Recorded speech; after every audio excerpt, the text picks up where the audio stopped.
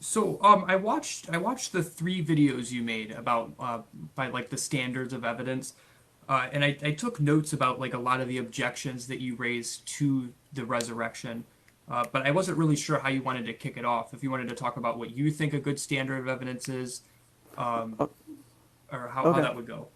Okay. Well, and I wanted to kick it off by asking you a couple questions because I kind of wanted to get your feel for because like I said, like some Christians, like I said in the video, some Christians that I talk to say actually no, the Gospels aren't meant to be evidence. They're meant to be like lessons for us to learn. The evidence is the Holy Spirit.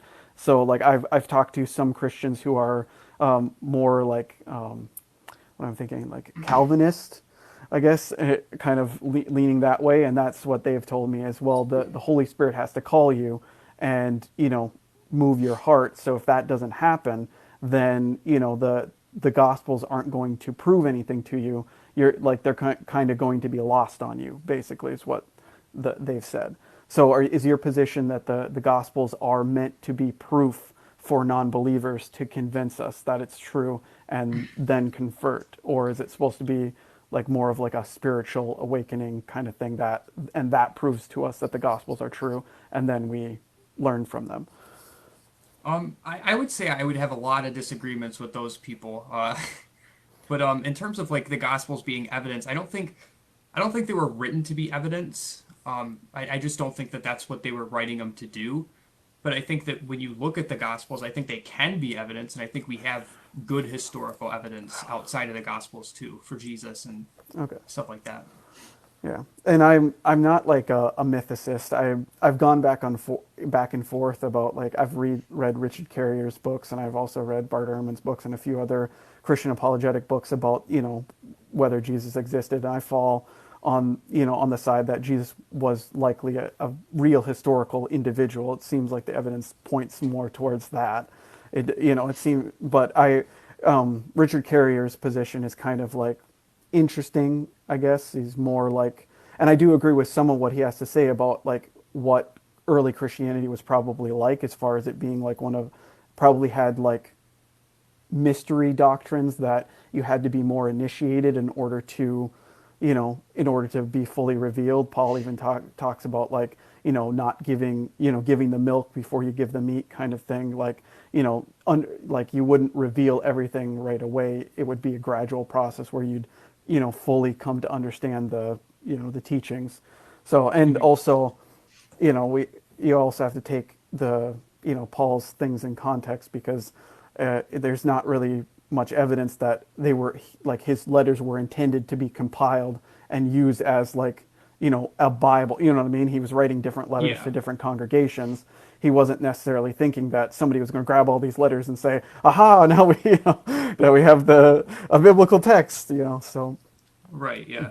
but I mean, I don't think that takes away from like what he's writing, not necessarily believing what he's writing, but like I said, I don't think that he like when he was writing it, that's what he thought was going to happen, or that was his intent for those things. I would almost say that it kind of adds a little bit of credibility to it.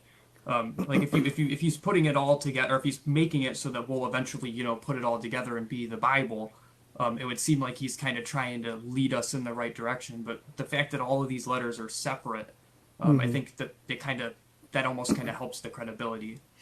Yeah, and I agree with that as far as like um, determining what he actually believed. And I know that there's some disagreement as to which letters were authentic and which ones weren't. And I don't in the top like off the top of my head remember which ones are generally considered to be authenticated and which ones are generally considered to be forgeries. But I guess overall, when we're talking about standards of evidence, in my last video, I kind of talked about wondering like from your perspective as a Christian, because like I said, if the Gospels were meant to be proof or were meant to be convincing to outsiders in order to, or just doubters, I don't know, you know what I mean? I'm not sure Mhm. exactly what the purpose was. They seem more geared towards like giving stories to the already existing Christian base as far as like expanding on their beliefs. I don't know if they were actually written for like the purpose of converting that, in my opinion. like if we're going by what scholars think the first gospel was, that would be Mark. And when you read Mark, I'm not necessarily convinced that Mark is writing that to say, oh, all of you non-believers, this is a story. I think it's more to be circulated within the Christian circles in order to boost their faith and in order to, give them stories about their Savior. So I think Mark was kind of written, and this is my personal. I think Mark was written down to be more of like a, well, this is what happened, just to kind of establish it. And then I think Matthew was more of a, how do you like to add in the prophecies to kind of explain to the Jews, like from their perspective, like this is the Messiah, this is why he's the Messiah. Here's the genealogy, and then Luke, I think his is really interesting because he was writing. We think it might be to a Roman high official in the government because he calls him most excellent, and generally that's a term they would use. And so he was writing to somebody who probably would have been a non-believer, and he says that he did the investigations himself, and he found it to be credible. And he also talked to the eyewitnesses, and I just think it's interesting that he says he talked to the eyewitnesses, and his gospels, Mark's gospels, and Mark's and Matthew's gospels all are considered the synoptic gospels, so they all share the same synopsis. And I don't know if I necessarily agree with that assessment of what Luke was trying to say there, just because when you read it, it almost sounds like what he was trying to say is that he didn't deviate from what he had been told, but that doesn't necessarily mean that what he was told was true or that he had tracked down witnesses or anything like that. It sounded like he was relaying the true tradition of the church and what was being said about Jesus, not necessarily like, I'm going to track down each of these individuals who claim to have, been a disciple or claim to have been a witness, interview them, like a reporter would do in order to try and track down facts and things like that. I think a small piece of evidence I just wanted to add really quick, a small piece of evidence that you could look at to point to that he might have done that is the stories from Jesus's youth. You can't find any stories from Jesus's youth in the other gospels, but Luke, if he did go around investigating, that might explain why he has the story about Jesus teaching, the religious leaders. And see, like from somebody who's not necessarily believing that these are like factually accurate, but in my opinion, each of the writers kind of has a narrative goal that they're trying to get across. Like you said with Matthew, it seems like his narrative goal is, to make a correlation between the Hebrew, like to convince the Hebrew disciples or the Jewish disciples, whereas, Luke seems more, probably more geared towards the Gentiles, but also like even in the different stories of Jesus' birth and everything, you have, and I'm always cautious to say conflicting stories, but seemingly conflicting stories where like in Matthew's gospel, it seems like it starts off with Jesus and his family already living in Bethlehem, and then then Herod, the wise men being led to Herod, then the star leading them to where Jesus is, then God telling the wise men not to tell Herod because Herod is trying to kill him, and then telling Joseph, get out of there because Herod's going to massacre all these children. You need to get to Egypt, and that's kind of like it kind of correlates with the mass killing of the Jewish children in Moses' day, where Moses escapes this death and is in Egypt. You know what I mean? There's parallels where Moses escapes a mass genocide of children and is raised in Egypt. Jesus escapes a mass genocide of children and is raised in, you know what I mean? So there's similarities. And then after Jesus is a few years old, then they come back and they go to Nazareth. Whereas in Luke's gospel, he needs to find a way. This is I wanted to add, this is one of the reasons why I lean more towards Jesus was a historical figure, because it seems like both Luke and Matthew are going out of their way to explain how someone from Nazareth, and obviously at that time it would have been known that he was from Nazareth, how someone from Nazareth could have been born in Bethlehem. So they both have these stories that they're trying to explain that. So I feel like that leans more towards indicating that Jesus was probably a real person if if they're going out of their way to try and say he was born in Bethlehem. You know what I mean? Like, so. But anyway, yeah. With Luke's story, he gets them to Bethlehem by having this census that the Roman government puts out, where they have to go and file to to be in the census, and then they get there, they have Jesus, then they go back to I think it's Jerusalem. They have to go back to Jerusalem to get Jesus circumcised, and then they go back to Nazareth, and it says that they stay in Nazareth. So I understand that you could like maybe try and get that to work by saying, and I think it says that he had to be there within 8 days of his birth or something like that in order to make sure that he was in line with Jewish customs. So you have him born Bethlehem during the census.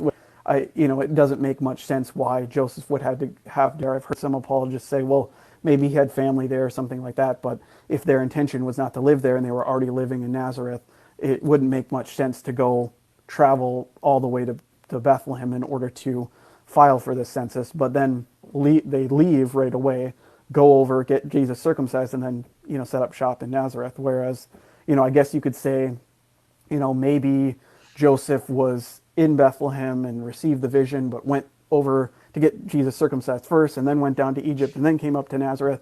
There's ways to try and square the circle, but for me, it just seems like I had said, the two authors are trying to put forth a narrative goal, and their goal is obviously to get Jesus born in Bethlehem, and they reach that goal in two different ways.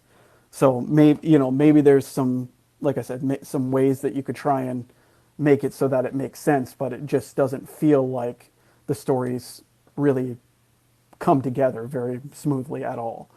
So I would take just a slightly different approach to that. I would say that, you said that it seems like they're both trying to get him to Bethlehem. We could just take it as, well, he was in Bethlehem, and they just have a different explanation for how he got there. Because Matthew's explanation about Herod, I wish I would have written it down, but that's actually an Old Testament prophecy, or it's interpreted as one, I believe it's in, I'm not sure, it's one of the minor prophets. It says something about how a great amount of children will die, and what you mentioned about how Moses, so it's kind of a parallel. Mm-hmm. So I think he would include that reason if he's writing it to the Jews, but at the same time, Luke is just writing it to if we think it's a Roman government official, it would make sense to conclude that he's going to say, well, this is the reason, there's this. Yeah, and I guess even if we're assuming that he's writing to a government official, that makes it even more suspect in my mind, because why wouldn't he include this fact that this government official may be well aware of? Like, oh yeah, I remember when, they can look it up and say, oh yeah, Herod did in fact murder all of these children. So, that would be more convincing to someone who's in a high position in Rome, because then they would be able to say, oh yeah, this definitely happened and he escaped this. Wow, that's pretty impressive. And, it must have been his God telling him to get out of there in order to save his life. So like I said, I'm not saying that it's 100% false or anything like that, right. Because it's hard to make any 100% statements about history, because you don't want to come out against anything specifically. But when we're looking at it just objectively, trying to determine, is this story, factually accurate, or is this person just trying to, like you said, kind of explain why Jesus is where he is, or explain within the story how he gets to where he is. Because, then I guess the implication of that is, if we acknowledge that there were some liberties taken as far as the truth in order to get the story to where they want it to be, what other liberties were taken, if that makes sense. Mm-hmm. Yeah, I would even say, it could be like a political thing, like you think of Waco. Some people will say that Waco, the government murdered a bunch of people. Other people will say, well, those people shouldn't have been there. There's different interpretations of different events. So to some people, it might be, Herod's killing all these babies. But if you're writing to a Roman government official, you might not want to say, hey, well, back in the day when your king killed all these children, it might be a little offensive. So we might be trying to kind of take it easy on him. Yeah. And I mean, I have read that there were obviously criticisms of, because I think if I remember correctly, Herod is just a title. So I think there was multiple different people who had that title, but maybe I'm wrong. I might be completely wrong on that. I'm not claiming to be a I'm scholar not at sure. all, Yeah, I'm not but sure. I haven't heard that. because I'm pretty sure they say like Herod this, Herod like Herod Agrippa, Herod, you know what I mean? So I thought it was a title, but I might be, like I said, I might be wrong on that. But Maybe somebody the, in the chat will know. maybe we have a biblical scholar here that can help us out. But yeah, I what I was going to say is it we do have writings criticizing the Herods, or at least some of them, or him if it is one individual. So that's another thing that I've read, that they said it's kind of weird that if he has all of these detractors and all of these people within Rome criticizing his actions and saying that he's, kind of a jerk, and then, if he were to do this, mass killing of children in this area where he had control over, you think that somebody would be, and I understand absence of evidence isn't evidence of absence, so maybe somebody did say Mhm. something about it and we just don't have the material. But it's just kind of an odd thing that we don't have any information about that aside from the Gospels. And like I said, when I'm looking at it from the outside looking in, it does seem like, that there's a narrative goal there and they're trying to get somewhere with this story. So I'm not convinced that all of the aspects within this story are 100% accurate. So, but Okay. and I mean, I don't know. I don't know if you had something else to say. I don't want to. I know I've Oh, been kind of like oh going no, you're off and fine. on. No, you're fine. I figured you'd mention kind of thing because I don't really. I'm just kind of. I don't really know where to go. I know you have your kind of what standards you would accept as evidence for the resurrection. I'd be interested. What would you consider a a reasonable evidence or a reasonable So amount of evidence for the so resurrection? so that's what I was thinking about, and I tried to be super honest in my videos. In my last video, or my last two videos, I had said that I really don't know, considering everything that we do know about how, stories were conveyed in the ancient world. It isn't like, or even nowadays, like we have tons of stories of different individuals that, like, different, like, I was trying to think of, like in what was that guru, like something Sai Baba or whatever, who like had a mass following of people who thought that he was doing miracles. Like we have even modern day examples where information is much more easily accessible and readily available. Or even if I was just to point to my own experience and say, I grew up in a cult where, or high control group, or very very strict religion. I know people take issue with using that word, but I grew up Jehovah in. Witness, it's fine. Yeah, okay. I'm glad we're on the same page as far as that goes. But yeah, like there's historical claims that they make that are even from just 30, 40 years ago, and then going even further back, like 100 years ago, where there's abundant evidence, if you want to look for it, to disprove that claim, and yet they still believe it. And we even have like modern day examples of certain political movements that are kind of started based on misinformation, where a lot of people buy into something that might not be factually accurate, but then that spurns them to start this massive political movement. Whereas you know that tells you, at the very least, it's not uncommon for people to in mass believe something that isn't true.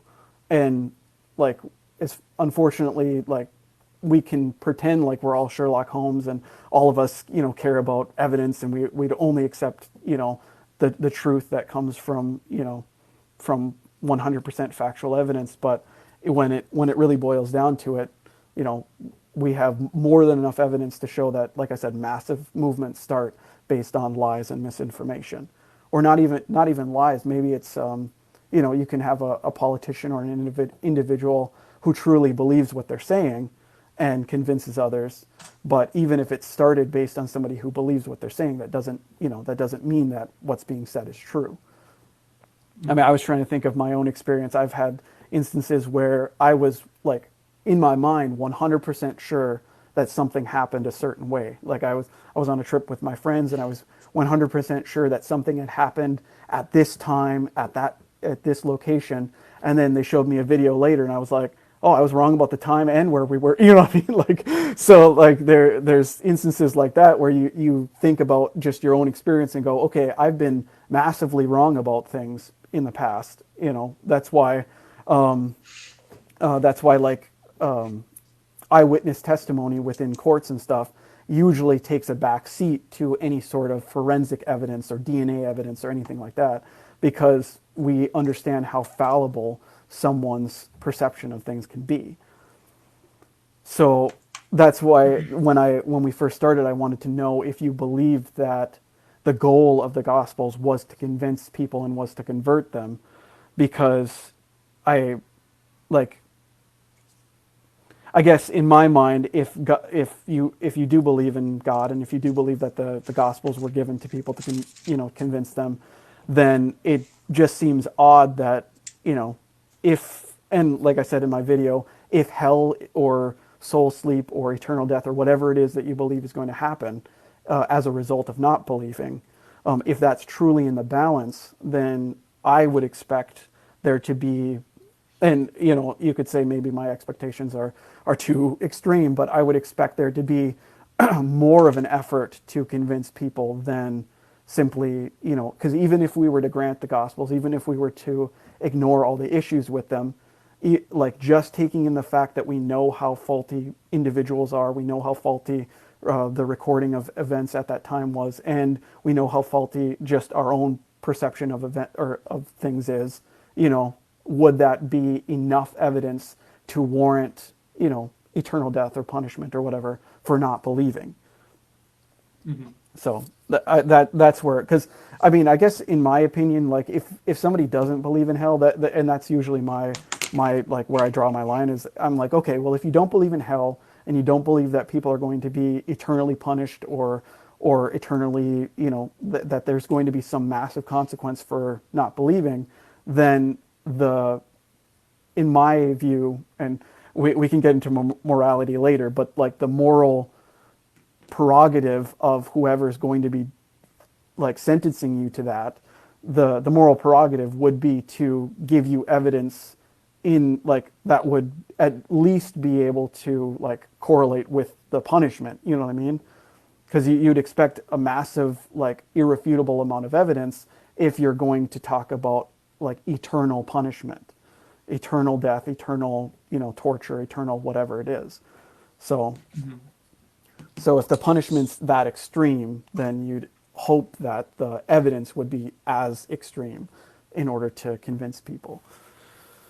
So there's a couple things I wanted to talk about there. You mentioned a courtroom. I hear this a lot, and I think we have to keep in mind with eyewitness testimony in a courtroom.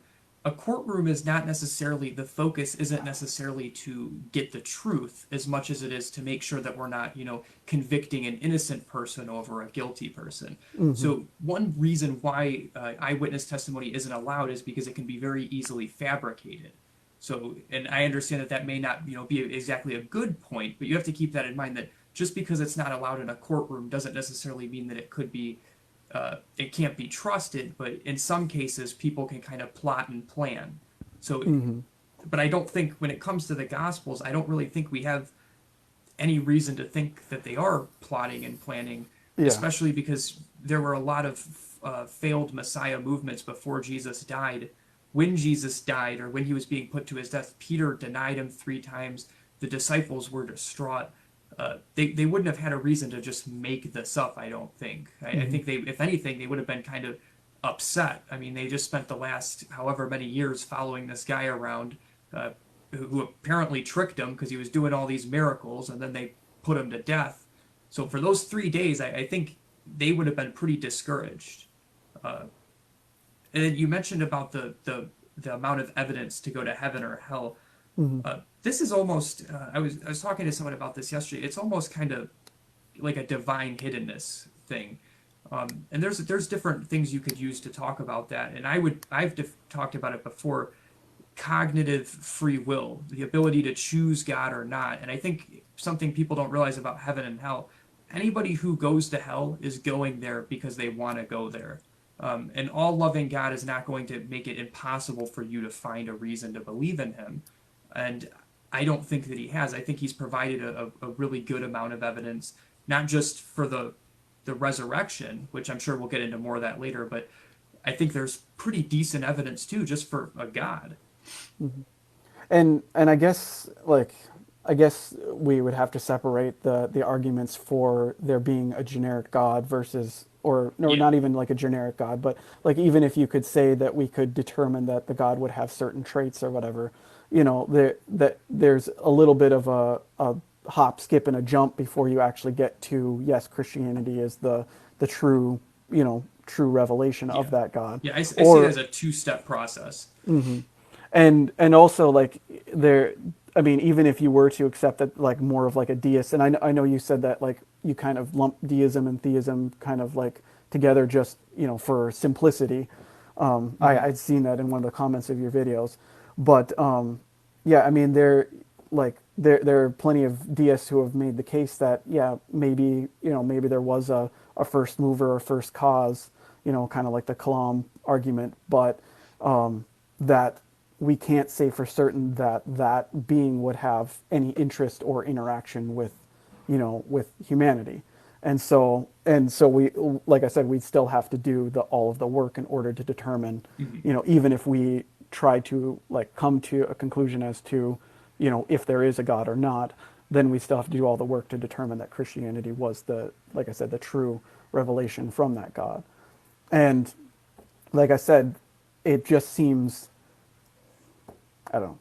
It just seems odd that that would be the chosen way in which God reveals himself. Like first off using prophets, throughout time where he's only communicating with them and the rest of the country kind of has to take their word on what's being said and, trust that they're going in the right direction. And then beyond that, like trust these stories about Jesus that come later. So, whereas, like I think, like I said, when you're looking from the outside looking in, there's a little bit more. I lean more towards, you know, all of these stories obviously have people who are of the same religious bent writing them.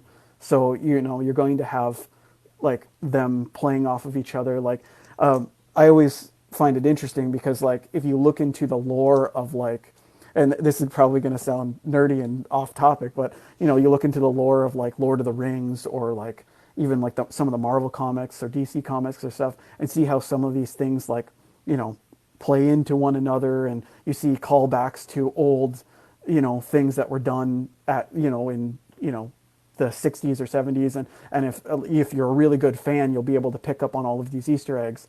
And so like I see a lot of that in the Bible too, whereas the writers are like, oh yeah, you guys remember this in this scripture, and sometimes they almost like assume that the readers either don't know about things or would be too stupid to do it or to understand how like that it's a fulfillment of scripture, so they just come out and say it, this is to fulfill the scripture. So it's like it's like I'm not saying that it's entirely you know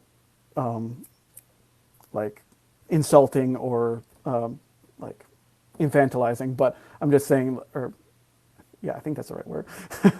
I'm like, we were talking about the mass killing of children. I'm like, I hope not. I'm not. We're using the infanticide and infantilize are two different things. But but yeah.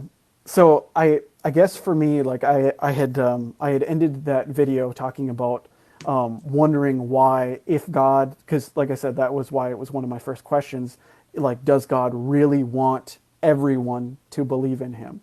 And if He does, then why is it that He's only choosing a couple of people to communicate with, a couple of people to interact with, a couple thousands of years ago, and we trust their word on that, and Lord of the Rings is never off topic. Okay, so somebody in the chat. Yeah, that we trust that word. Whereas, like, it doesn't make sense to me if we have individuals in the past that were supposedly, sinful, So like, and so God God's ability to interact with them wouldn't be any more hindered than his inability to interact with anyone else as far as sin goes.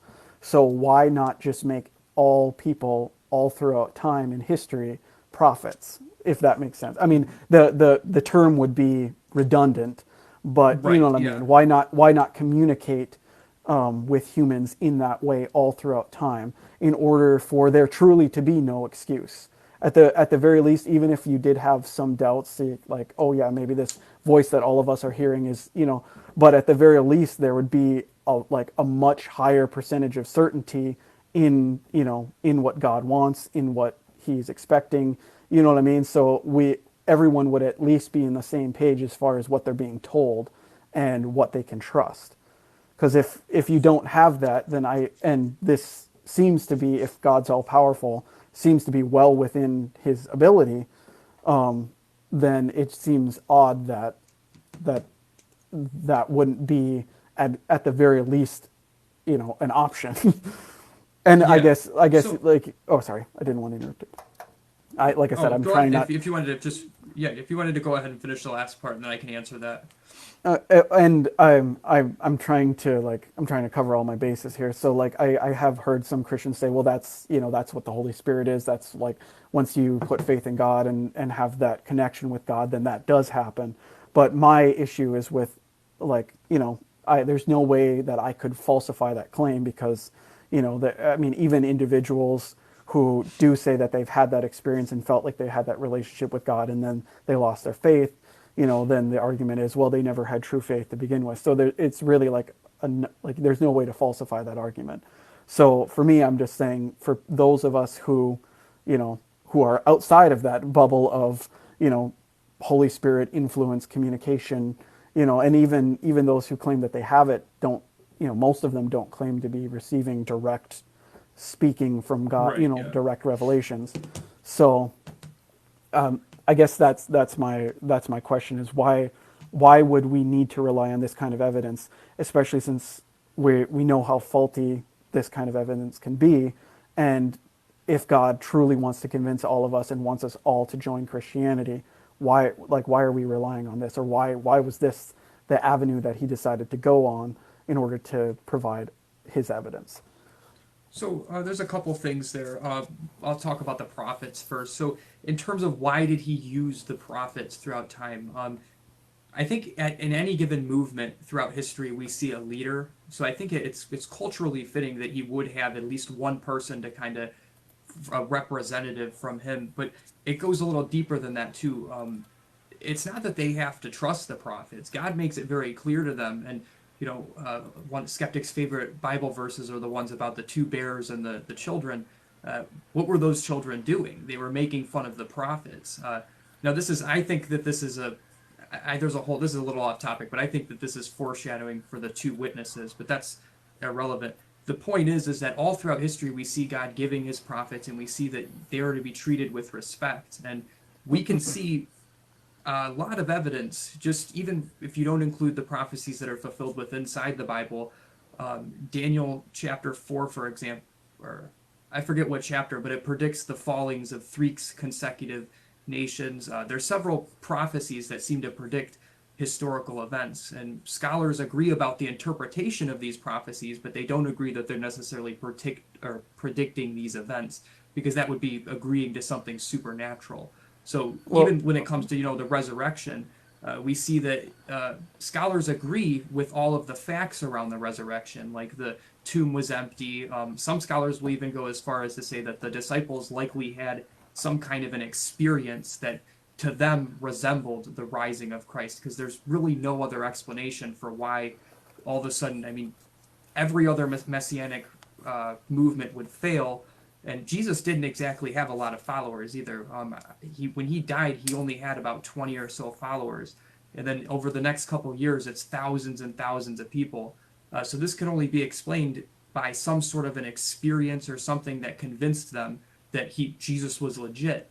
Now, I'm not saying that that's instant proof, for the resurrection, but historians do agree that to some extent there was some kind of an experience, especially when you look at Paul, which I wanted to talk about him a little later, because I think Paul's story, not just, what you hear from people, how he turned his life around, but the timing of it. I think that's one of the biggest complaints is that, we have very late accounts. And I disagree that the accounts are late. I think we have some pretty early ones. But even if they were late, the whole thing that happened with Paul, when you look at historical events, you can take more out of it than just what literally happened. You can make inferences. We're told that around 33 AD, or that's when we believe Paul was converted. If you believe Jesus was crucified at 33 AD, then you'd have to push it up a couple more years to like 36. But we agree it was around 3 to 4 years after Jesus was crucified, just based on the timing of when these events would have occurred, based on what the texts say. And we think that Paul, he's described in the Bible as being very angry, but there's no real reason to be angry at this time unless there's a lot of blasphemous claims being made. And I think that we can see these blasphemous claims through the creeds. There's like 15 or so creeds that we find all throughout the New Testament. And Bart Ehrman, the famous skeptic, I mean, he's always skepticizing the resurrection. He even says that some of these creeds can be placed pretty confidently before Paul converted, which is within a couple of years of the resurrection. So we see that the belief of Jesus resurrecting from the dead and the fact that it was being spread around was going on. But it's right, like a lot of people say, these people were illiterate most of the time. So it's to be expected that it would be a little bit later that we get the actual written document. Similarly, say tonight we're talking and suddenly in your head you think of some idea for some kind of an invention. Well, obviously later on you're going to go and you're going to write down more in depth what the invention is. You're going to include, more steps that, if that makes sense. So I think that kind of explains why we're looking at later dating. Yeah. Well, the one thing that I would push back on, because I agreed with most of what you said, but one thing that I would push back on is that we don't have, like, people don't agree necessarily, because I've seen other apologists try and say that they agree that the tomb was empty. And in fact, I've seen many scholars argue as to whether or not the empty tomb was even part of the original Christian story. We do have, because like you said, we have Paul's letters, but Paul doesn't talk about an empty tomb. Paul talks about Jesus being resurrected, but he doesn't say, all of these people came to the tomb, they found it empty. Like, he never goes into detail. And again, absence of evidence is an evidence of absence, and, that would be an argument from silence. But what Paul does indicate is that, he doesn't separate the way in which he saw Jesus, which was this personal vision or revelation that Christ was alive. He doesn't separate that from what he says the other apostles and the 12, and apostles is kind of a difficult term because it can mean a lot of things. It doesn't necessarily mean the 12, so I'll try and differentiate when I'm talking about like the 12 apostles versus later chosen like disciples and apostles. But the creed that Paul recites is, first Peter, then the 12, then the 500, then James. And then he says, then the disciples, then as one born premature or whatever to me as well. But he doesn't specify what that experience was. We don't actually get specifics about what he says that he saw, or it doesn't even come from him. The stories about like his specific experience come from Acts, where you have about Peter writer stories about what supposedly happened to Paul. So we don't even have him telling us, yeah, this is what I experienced and this is how I knew that Jesus was real. You know what I mean? But even so, we have an indication that this was like a personal vision or personal experience that converted him. And so I've read, and if we do end up putting this on YouTube or whatever, I'll try and put timestamps and put like articles and stuff like that go along with what we're saying. And maybe you can send me, if you put it on your channel as well, you can send me a list of things so I can put both both of our ideas in there so that people can people can look them all up. But I have heard that there's some theorizing that that reference to the 500 was actually referring to Pentecost and the tongues of fire over people's heads and them speaking in tongues and stuff like that, and that being what that event was referring to. So, but either way, we don't know exactly what these people were seeing, what they were experiencing, and what was convincing them that they saw the risen Christ. Because in antiquity and even now, there was a general perception that like having a feeling or like an emotional experience or whatever was a revelation of of a god or of some sort of spiritual act. So we can't say that when they're saying, yeah, we saw the Christ, or we had this revelation from Christ, that they're saying, oh yeah, we saw this physical guy walking around and we says he was Jesus. And even in the Gospels, I'm going all over the place, but even in the Gospels, like, you have some interesting concepts, because you have Mary not recognizing Jesus right away. You have some of the apostles supposedly walking on the road with Jesus, and then later, like, he leaves, and only later do they realize, oh yeah, that was Jesus. So there's these things that make me go, well, maybe these people are interpreting, like, they meet a really wise, cool guy on the road, and that convinces them that they had an experience with Jesus himself, or you know what I mean, or that Jesus was speaking through this person, or using this person, or inhabiting a new body, whatever their interpretation was. But it's interesting that a lot of these experiences talk about people not being able to recognize Jesus. And I know Paul has an explanation about, like, the risen body being different than the physical body, and where there's a physical body, there's also a spiritual one and stuff like that. So apologists would say, oh, this was actually Jesus, but he just had like an exalted form or something, so that's why they didn't recognize him. But Well, what I'm saying I, is, I probably would. Oh, go ahead.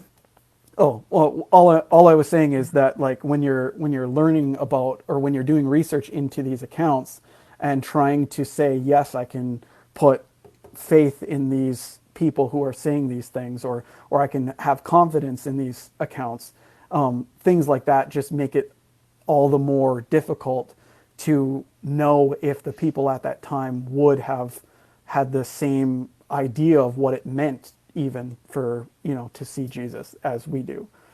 So, and like I was saying, there's not really agreement of the empty tomb. Like the first mention that we have of the empty tomb is Mark, and that comes, what, like 40 or 50 years after the death of Jesus, likely well after the death of most of the apostles, and probably even Paul.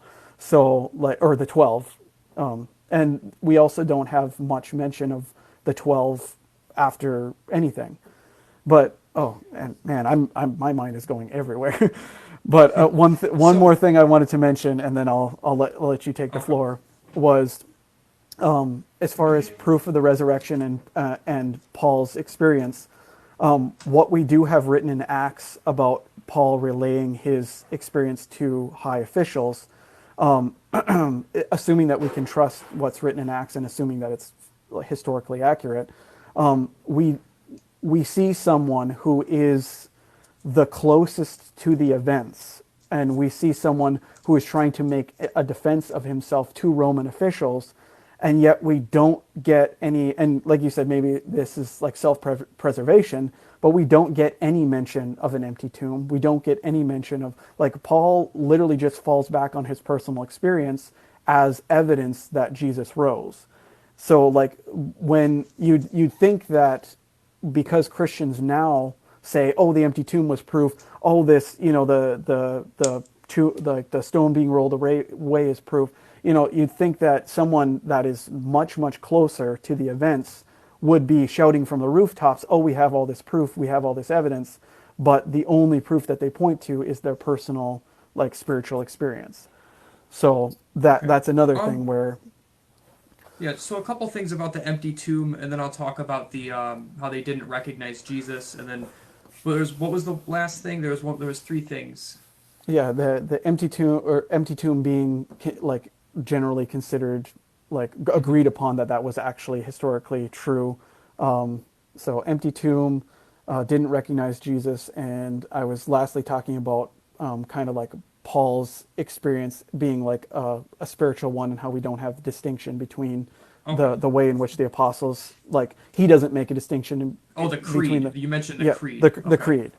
So, Yep. and Okay. I guess you could So, throw on the, oh, sorry, I'll let you talk. I talk way too oh, much.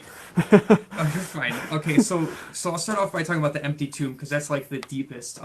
Even if we didn't have Mark talking about the empty tomb, it's hard to understand how the whole Jesus movement took off without an empty tomb, because this whole Christianity movement, we see Paul's persecuting the Christians. We see it's pretty reasonable to believe that the Jews would have been against it because they thought he was a false Messiah. Even the Romans at the time, I think, would have been against it, simply because Jesus would have been proclaimed as the one true God, and they used their Greek gods as almost like politics then. Kind Mm-hmm. of what you see from what fundamentalist Christians want to do today. It's unfortunate, but that's how they did things. The tomb, that would have been the easiest way to prove it. They could have went in the tomb, taken Jesus's body, pulled it out, showed the body. Now that's kind of an argument from, I don't know if it would be considered an argument from silence or what, but I understand that that's not necessarily the best case, and that's why I would refer you to the Talmud. Uh, they would be considered enemies of Jesus. They didn't like Jesus, and this is Jewish writings, and they accused the disciples of stealing the body, which, if the tomb wasn't empty, why would they just say that? You know what I mean? I don't. I think that it would make more sense under what we have, that the tomb was empty. Uh, it doesn't necessarily entail the resurrection, but I think when you combine that with all the other details, I think it does. Now, in terms of why the creed doesn't mention it, I don't think we would expect the creed to mention it. The creed is not, a list of evidences for the resurrection, and even Paul talking to the Roman, authorities and telling them why. Uh, he's not trying to make a case to them for the resurrection. He's trying to explain his experience to them and why he, suddenly believes this. And this isn't to mention Paul was going around crucifying Christians. If the empty tomb was an argument that they were going to use, I think that they would have he would have, if he was going around persecuting Christians and the empty tomb was like an argument that they were using, or that this was a piece of evidence they were pointing to, it seems to me that we would have heard about it like somehow dispelled or something. I don't think that this is an argument they were using. I think this is an argument we can use, because we have hindsight, which is a little bit better, but at the same time a little worse because we're not there. Now, the creed, the First Corinthians 15 creed, this is what I wanted to talk about actually. So it mentions James, that Jesus appeared to James. Now, when we read the Gospels, we see that James and really Jesus' family, they thought he was crazy. In Mark, it says that they tried to kind of move him away because they thought he was going to bring dishonor to the family. And in John, it says that I think it says they thought he was drunken or something like that. Mm-hmm.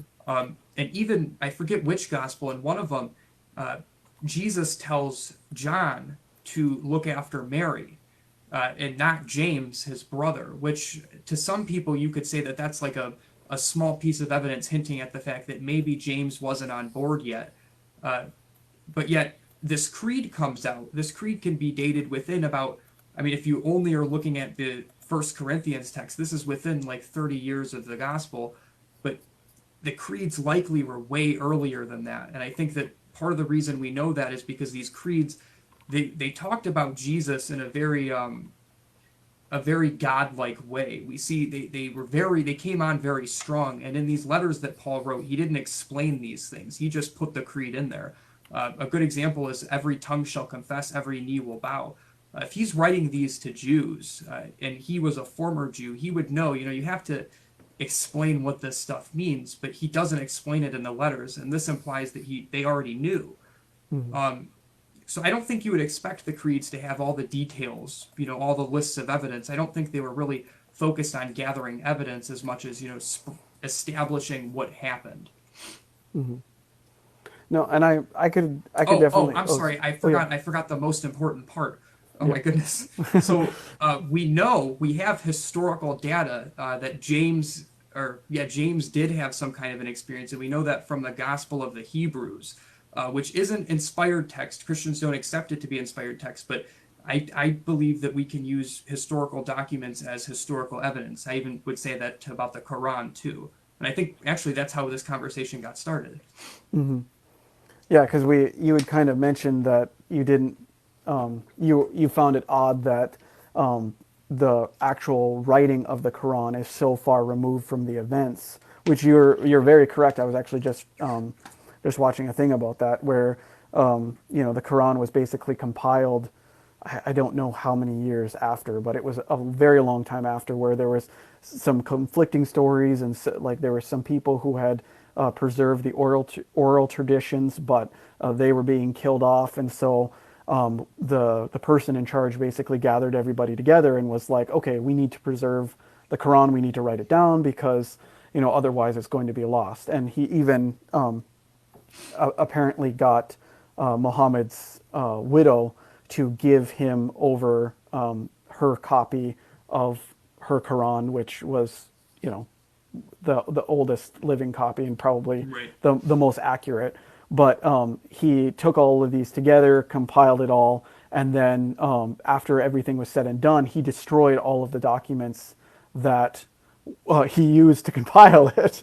So that's a little questionable as to whether or not he was confident that later people would be looking at these things and going, there's some conflict here, and like even the way the Quran is written, it seems like there's some places where like it starts in the middle of sentences and stuff like that. So there is likely things lost, and it isn't perfectly preserved.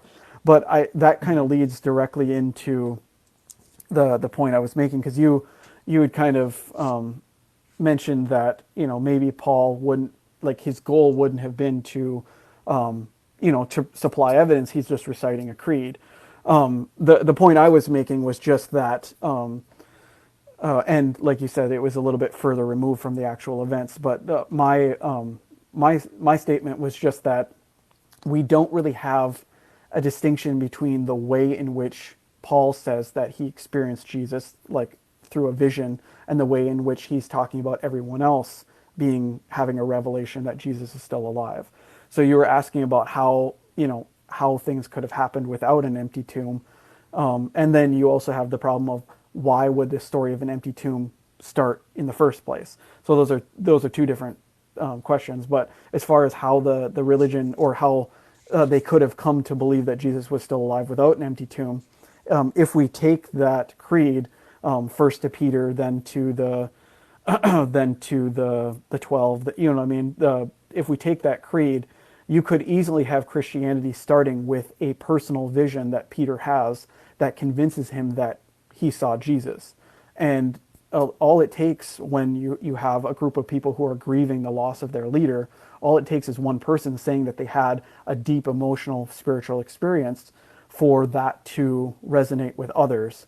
So I'm not saying that that's for sure how the religion started, but if we're looking for plausible explanations and we're just looking at Paul's words as far as what he experienced, there isn't any conflict between what Paul says and that type of beginning of Christianity.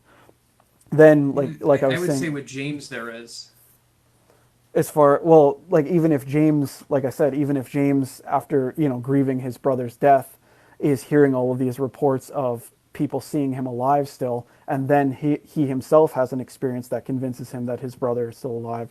You know what I mean? And that's again granting a lot as far as knowing for sure that this creed is reliable, and that it's actually talking about factual, like that's relaying factual events, because we don't have any words directly from James. I guess the best proof that we have would be that it seems like Paul talks about meeting James. So you'd think that if he was to have met James, that there would have been some discussion as to what they experienced. And he doesn't say exactly what they talked about or anything. He just says, "Oh yeah, I met him when I was there," or I think Yeah, he's talking about Peter. going to Rome or to Yeah, Jerusalem. I can't remember. yeah. Peter, James, and Paul met for I think it was 15 days. And it's interesting because I don't think, and I've heard scholars say this, but I don't like to be like, oh yeah, the scholars say, but I've heard scholars say it's pretty unreasonable to think that they were talking about it for 15 days because Paul, it says that he came to confirm with them that he was doing that he was preaching the right gospel, he's talking about the right things. Hmm.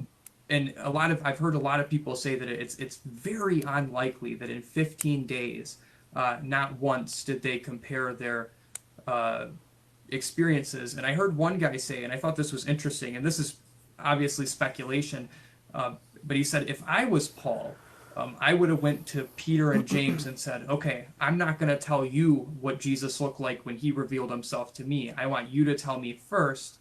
And then as they're explaining it, what Paul saw should kind of be, matching up.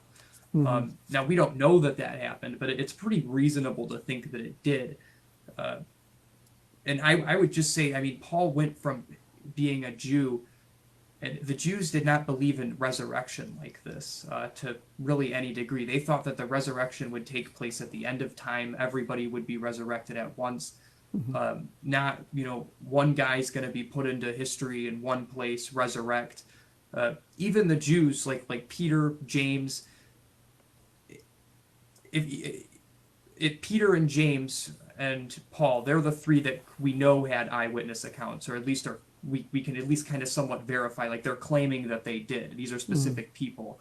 And Thomas, obviously too, he had the eyewitness account. He was like touching Jesus. So I don't know. I think it's very difficult to say that it was like a grief delusion when you think about it, because grief delusions don't really happen in that way. People don't see people and talk to them and verify with their senses. So if it was a grief delusion, then they would have had to take the grief delusion and then like lie and lie and lie about it for years and years and expand upon it, I think. Maybe if you wanted to kind of leave your take on that, because I don't know. Well, like this is where like you and I probably branch as far as like what we accept as like actual historical fact or like relation of real historical events, because you referenced Thomas's experience and that's only recorded, I believe, in John. There might be some other references to in the other gospels, but I'm pretty sure in John is where it's where you kind of get the story of the doubting Thomas, which Thomas is actually one of my favorite people within the Bible because he is so skeptical, but also he's extremely passionate because he's the only one of the apostles when he finds out that Jesus dies, he says, "Let us go die with him." He's one of those people that like you can tell that assuming that this is a true story, but this is an individual who has a very strong connection with someone, so of course they're going to be skeptical.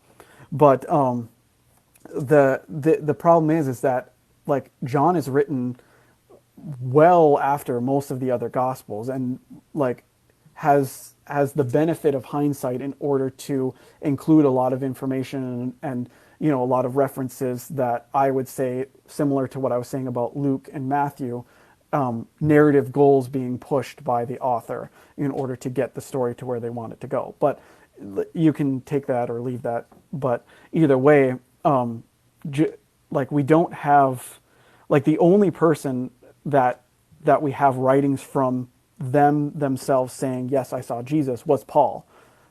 We have references in other works that were written by someone else saying, oh yeah, Peter was saying this, and we can have some measure of confidence as to whether or not that was actually what Peter was saying. But the only person in the Bible that we have writings directly from them saying, yes, this is what I saw, was Paul.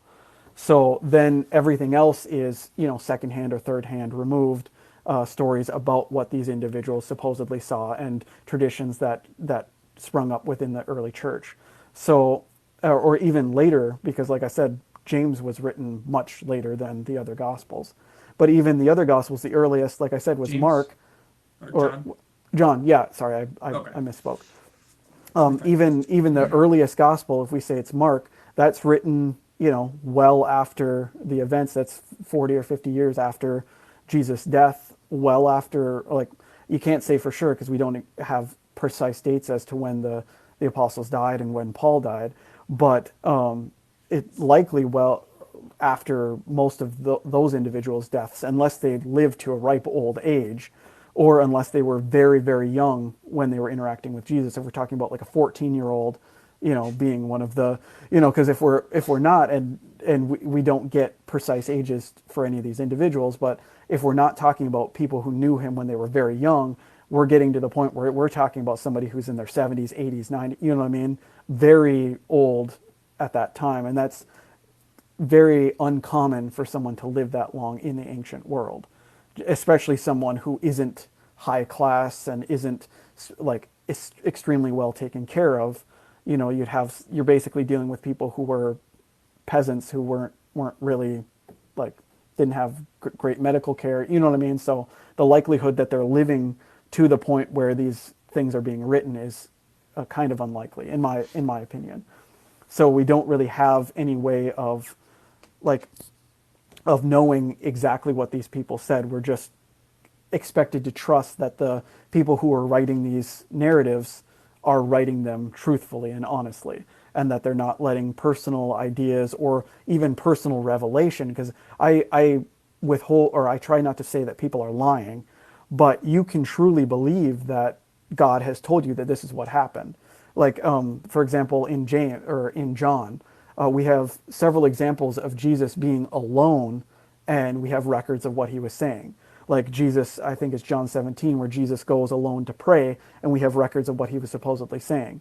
Now, I highly doubt that Jesus goes and prays, then comes back and finds his apostles sleeping and says, what is wrong with you guys? By the way, I was alone over there praying, and this is what I said. And then he goes back and, you know what I mean? So, like, you have to, like, in my mind, you have to accept some measure of this individual believing that God is revealing to them aspects of the story, filling in the gaps.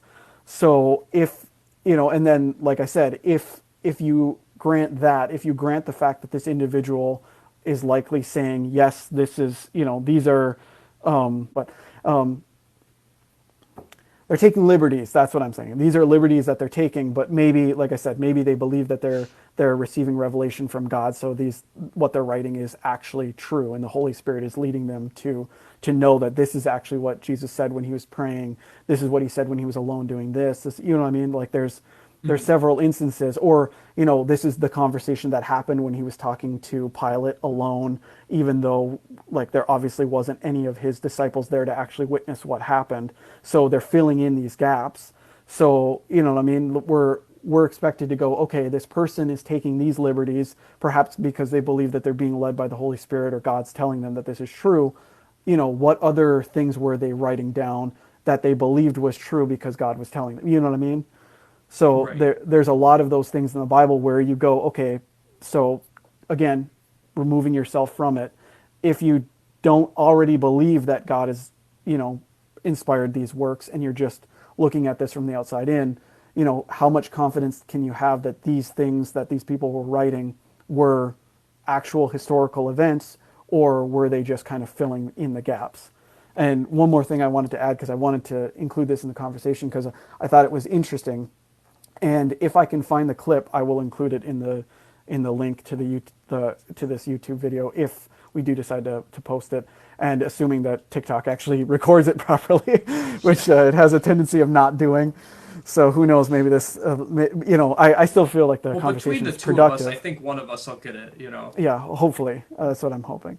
But what was I going to say? Oh yeah, William Lane Craig, and if I'm wrong about this, I will put it in the comments, but I'm fairly certain that he was asked about certain elements of Jesus' death and burial, and he was asked specifically because I had mentioned that in my video about at Jesus' death there was supposedly like an earthquake, and the tombs opened up, and these people, like, there was basically like a mass resurrection, or like, I guess it doesn't explain exactly, like, it says that the tombs gave up their dead. So I don't know if it's like, these people were actually resurrected, or if it was like kind of like a Night of the Living Dead kind of thing, where like it was like, oh Yeah. wow, this is messed up, like these dead people are coming into the city. But we of course don't have any extra biblical accounts or to confirm any of that. But also, and I think it also talks about the sun being darkened and all that. But if I remember correctly, Craig was like, yeah, this is likely, some like literary fluff. It's not necessarily a historical fact that this happened. The writer's just trying to convey, an idea, or like to The mood. convey that, yeah, a mood that Jesus died, that, that all of this bad stuff was happening. And like I was saying, and like I said, if I'm wrong about that, I will fully admit to it in the comments. But I'm fairly certain that that's what he was, or that's what he said. The Matthew 27 account seems to be problematic to you. You made the point you don't have to believe it to believe the resurrection. So I want to ask, do you believe it? Why do you believe it? And what happens to the dead people, as Mr. Crossley suggested, and the lack of Josephus evidence? Right.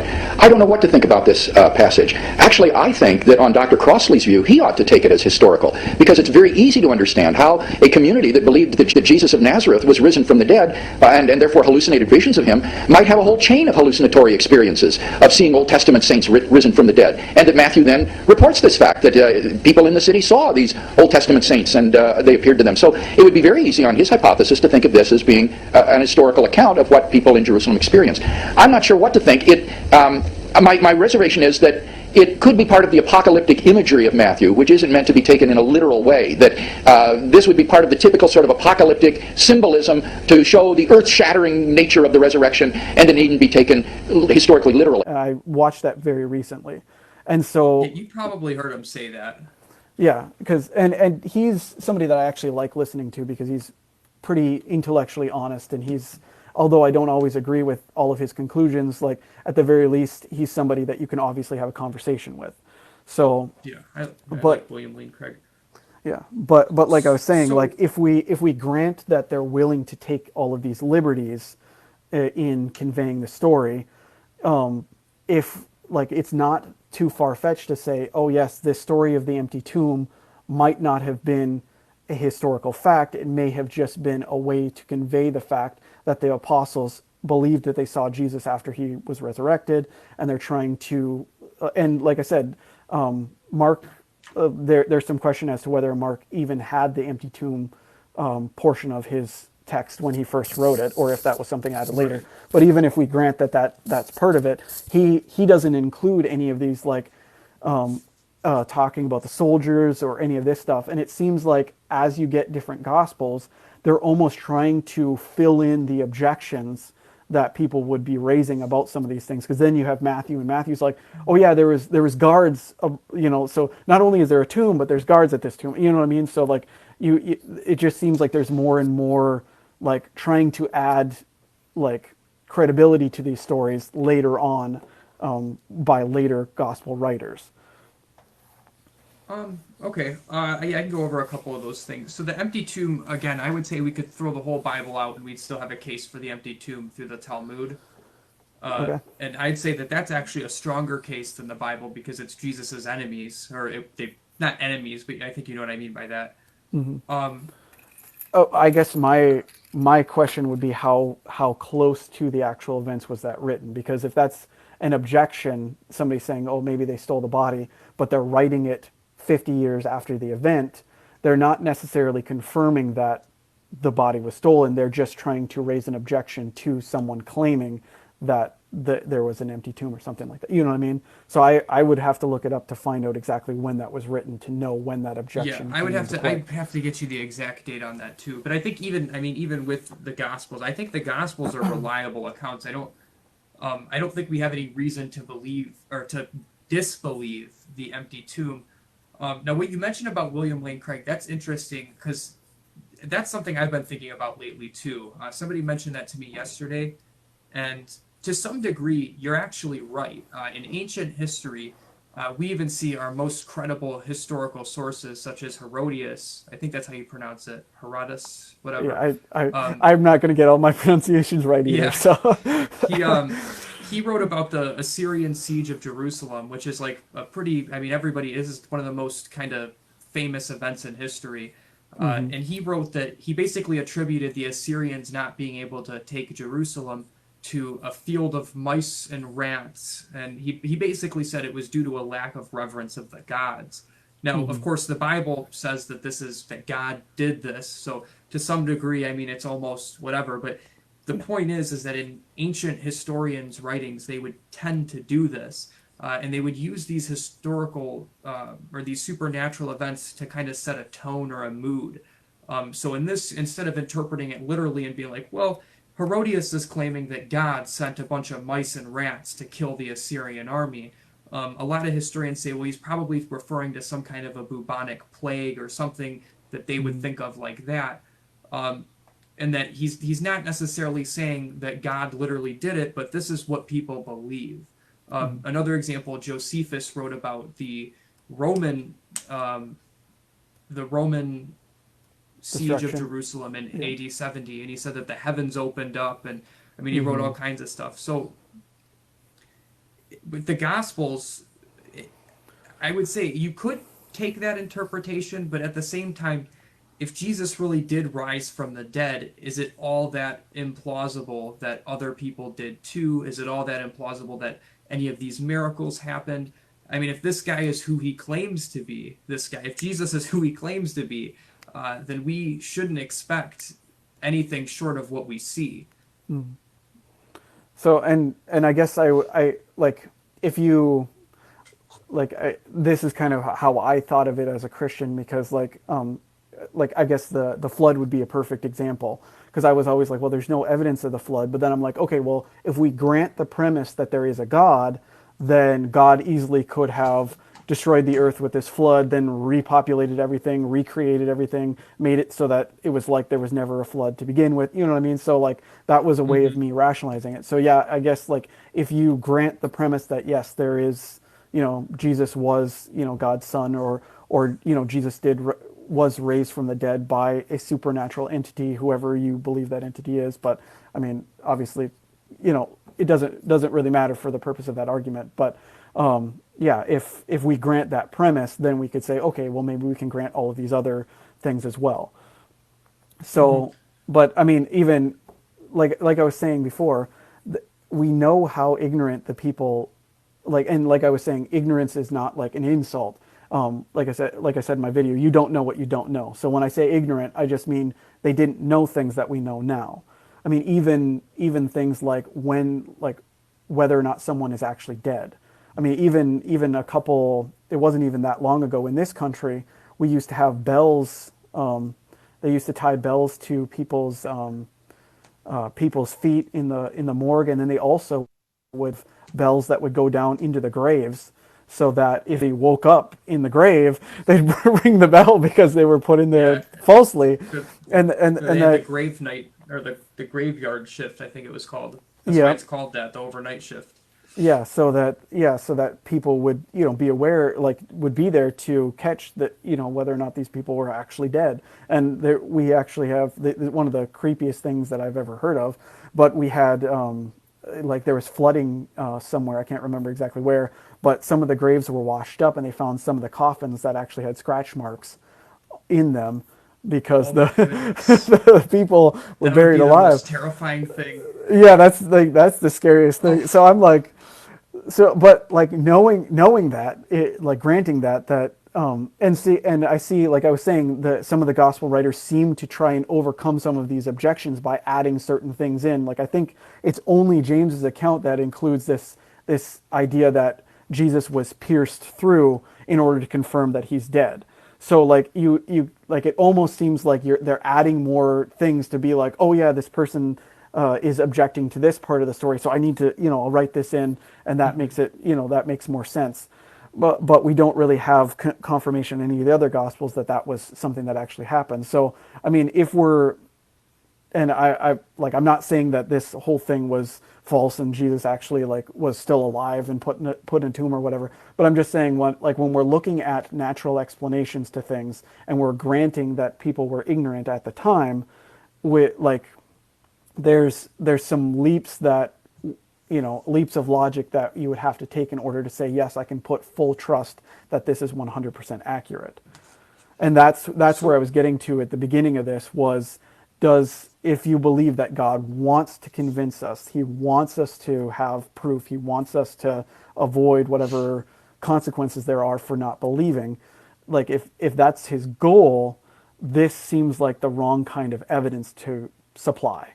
In my opinion, that's just my opinion. You can take it or leave it, but So in terms of Jesus being dead, I would say, I mean, I think that that's the one thing that, like, it's extremely reasonable to think that he was dead for a couple of reasons. One, the treatment that Jesus went through, he wasn't exactly a rich person, and that might not seem relevant to this, but generally in this time, richer people, the more money you had, the more you could eat, the stronger you were, just because you had more Mm. money to buy food. And this is why, like, even up until the 80s, or not 80s, but the 1800s, um, generally more heavy set people would be associated with success Hmm. versus, the skinnier people, they would be more associated with, poverty.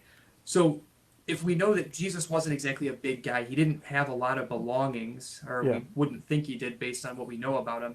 Uh, he was probably a skinny guy. He was probably somebody who wasn't a very strong guy. So that alone, with the treatment that he endured from the Romans, plus the crucifixion, I would say that that's a sealed case. But I would refer you to Cold Case Christianity does. There's like a whole chapter where they actually talk about the medical facts, and they talk about like what a body would look like after the treatment that Jesus's body received. And then the last part about that, Roman customs. Uh, I know it's a very common thing you hear. Oh, Romans were good at killing people. Mm. It's not necessarily that they were just good at killing people because they were, but they made sure that people were dead. And we Hmm. get this account in the Gospels of them doing the kneecapping, but that's actually something that we know the Romans did. Yeah, the breaking But the they breaking didn't of the do it, legs. the breaking of the legs, yeah. Yeah. But interestingly, the Old Testament says about them, I forget where exactly, but it says that none of his bones shall be broken. Mm. Um, so there's that. I think so. I think I don't know. Yeah. I think it makes sense that he was dead for sure. I think Mm. it'd be pretty difficult for him to survive that uh, Mm. And situation. I'm just talking about probability. Is it more likely that but my like that isn't my view, to just to be clear. I don't Oh, think that okay. I was just saying, like, when we're talking about, like, when we're trying to grant premises, like, even if we were to grant the empty tomb, even if we were to grant that Jesus, like, disciples saw him after his death, like, even if we were to, grant a lot of things, like, it seems that natural explanations, however implausible, would be more plausible than a supernatural explanation that we really don't have super great evidence for, other than just the sayings from many years after the events claiming that something happened. And like I said with Paul, he doesn't claim that he saw an actual, like, Jesus walking around preaching and stuff. He had a personal revelation, and we don't actually get any information about what Paul really saw until someone else who was writing Acts gives three different accounts of Paul's experience, and all of those accounts don't necessarily, mesh together perfectly, but I've seen people do some apologetics to try and make it work. So that's not an issue that I want to raise, but either way, Well, I think when that's kind of the main point of contingents. I think contingency would be the word here. Um, you mentioned even if it might be unplausible, a naturalistic explanation would be better than a supernaturalistic explanation. And I think that that's kind of the main point of where Christians and atheists or skeptics, whatever, would disagree about this. Okay. And yeah, and I guess I could totally, because if you, like I said, if you already grant, the existence of God, or you grant that you have a God that is, interacting with humanity, then you can pretty much grant anything you want. You know what I mean? Like, there's the possibilities are limitless when you have, supposedly a God that is, like, all powerful, all knowing.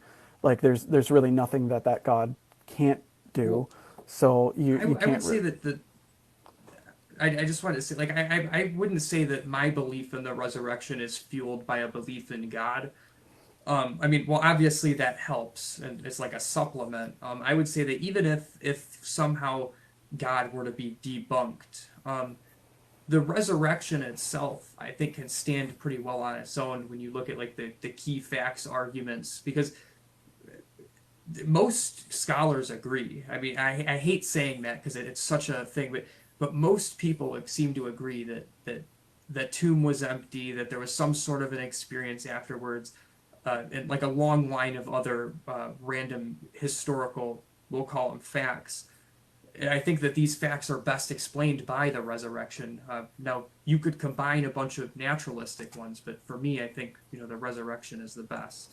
And yeah, and like I was saying though, like when we're talking about the story of the empty tomb, we don't have that.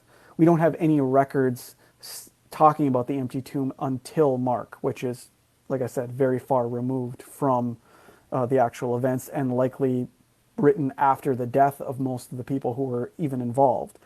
So, like, and that's not to say that it doesn't come from perhaps pre-existing oral traditions, but that's the problem, is that we don't know how those traditions changed over time. We don't know what ground would have been given to, like I was saying, I don't know how to put it any more than like mythologization or like kind of fluffing up the stories, like I was saying with William Lane Craig when he was talking about the graves and all that, like trying to draw a hard line between what we can confirm the writers were saying was actual literal historical fact and perhaps what the writers were just kind of adding in there to like kind of supplement their case that Jesus was actually still alive. Because, like I said, I'm fully willing to acknowledge that it's quite likely that that Peter and Paul and all of them did really believe their experiences. They did have honest faith that they had an experience that convinced them that Jesus was still alive. So I'm willing to grant that, like wholesale, that I'm not claiming that anybody's lying. What I'm saying is, knowing what we know about the human mind, knowing what we know about like or like I shouldn't say supernatural experiences, but people's personal spiritual experiences, even from modern times, and knowing what we know as far as how information spreads and how easy it is for misinformation to take hold, even creating mass, like I said, modern day political movements. Like if it's, yeah, exactly. So like we have situations where like it's so easy for those things to take hold, and we don't, like, it's easy for Christians to say, oh yeah, well the apostles would have corrected this or they would have corrected that. Do we actually know that they would have corrected those things, or would they have seen that as appropriate in advancing the overall truth that Jesus is resurrected, truth in their minds, because they have personal proof. So if there's stories that are coming up that aren't 100% accurate but are still leading people to this eventual belief, then, and like even Paul, like that's one of my issues with the early Christian churches. You see a lot of Paul's works, he seems to be implying that like it's better for you to not need proof in order to have faith. And I can't remember the scriptures off the top of my head, but he repeatedly says things like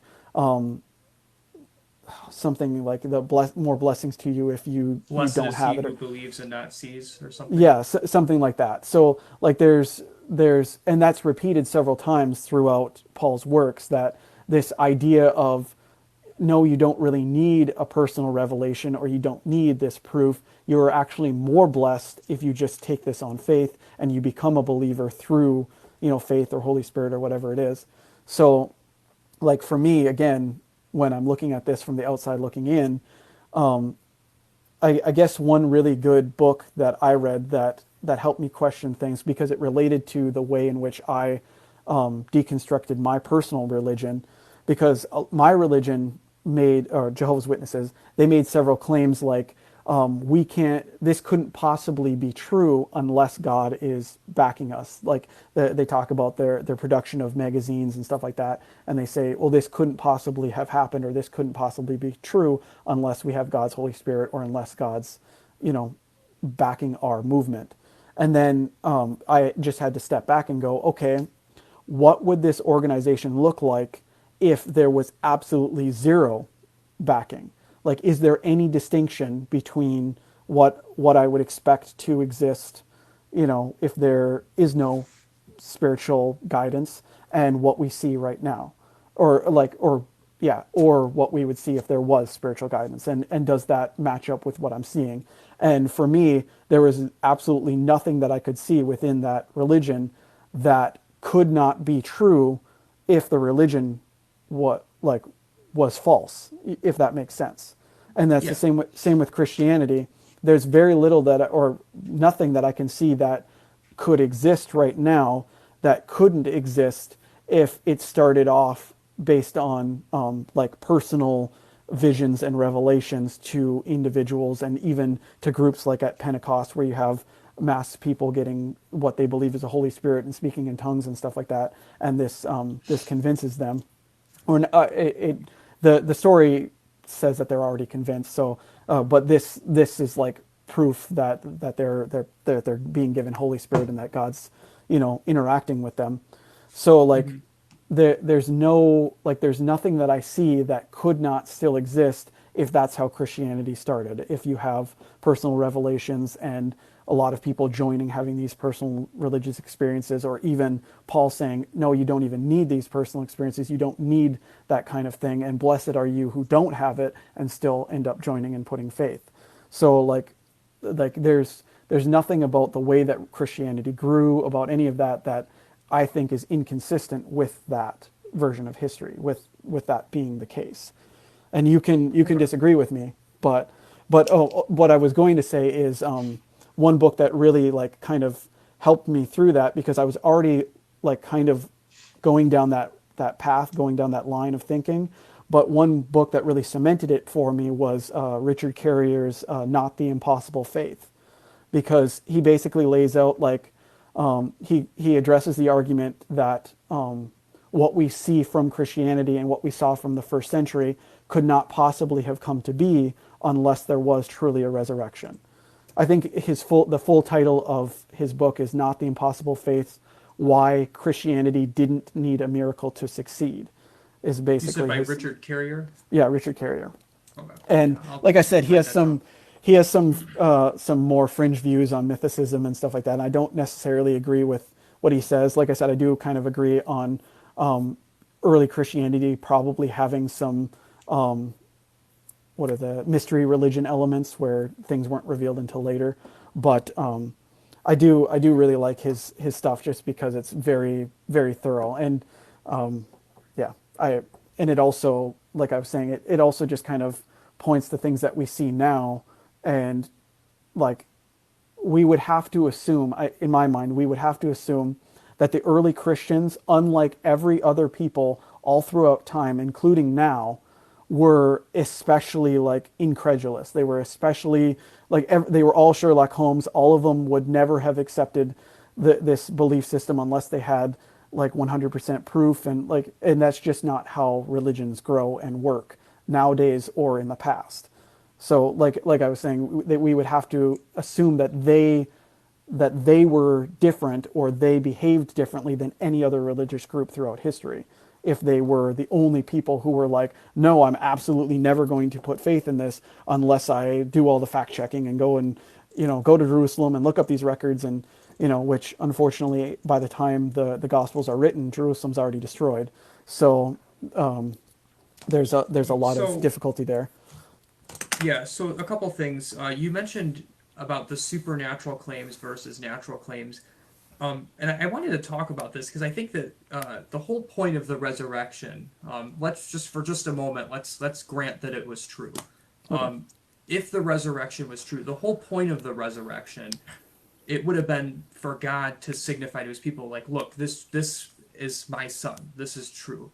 And we're told that throughout the letters too, that God resurrected Jesus to show us that that Jesus is a true prophet, or whatever you want to call Jesus. If you're a Muslim, I believe he was the incarnation of God, and I think the early Christians did. And that kind of gets into the next part. These things were not really embellished, I wouldn't say. I wouldn't say that they you mentioned that it seems like they're kind of adding things in to kind of refute other claims, or to adjust what people were saying. A good example of this is the women. Now, I'm sure you've heard about the women being used, to say, oh, well, this is credibility proof. Mm-hmm. Well, something a lot of people don't know, the women were actually, that was something that was argued against Christianity for the longest time. And the Gnostic Gospels make a point to take the women out. If you look at the Gnostic Gospels, some of them like say that Peter found them, or like it doesn't say that the women found them. And this was an argument used against Christianity for the longest time because they truly believed that a woman, her testimony was lesser than a man's. So Mm-hmm. this is something that we don't see changed in any of the letters. We don't see changed in the Gospels that the church held to for hundreds of thousands of years. Or oh my gosh, I'm really tired. No, trust me, um, I know hun- I've been up since 4. hundreds of years.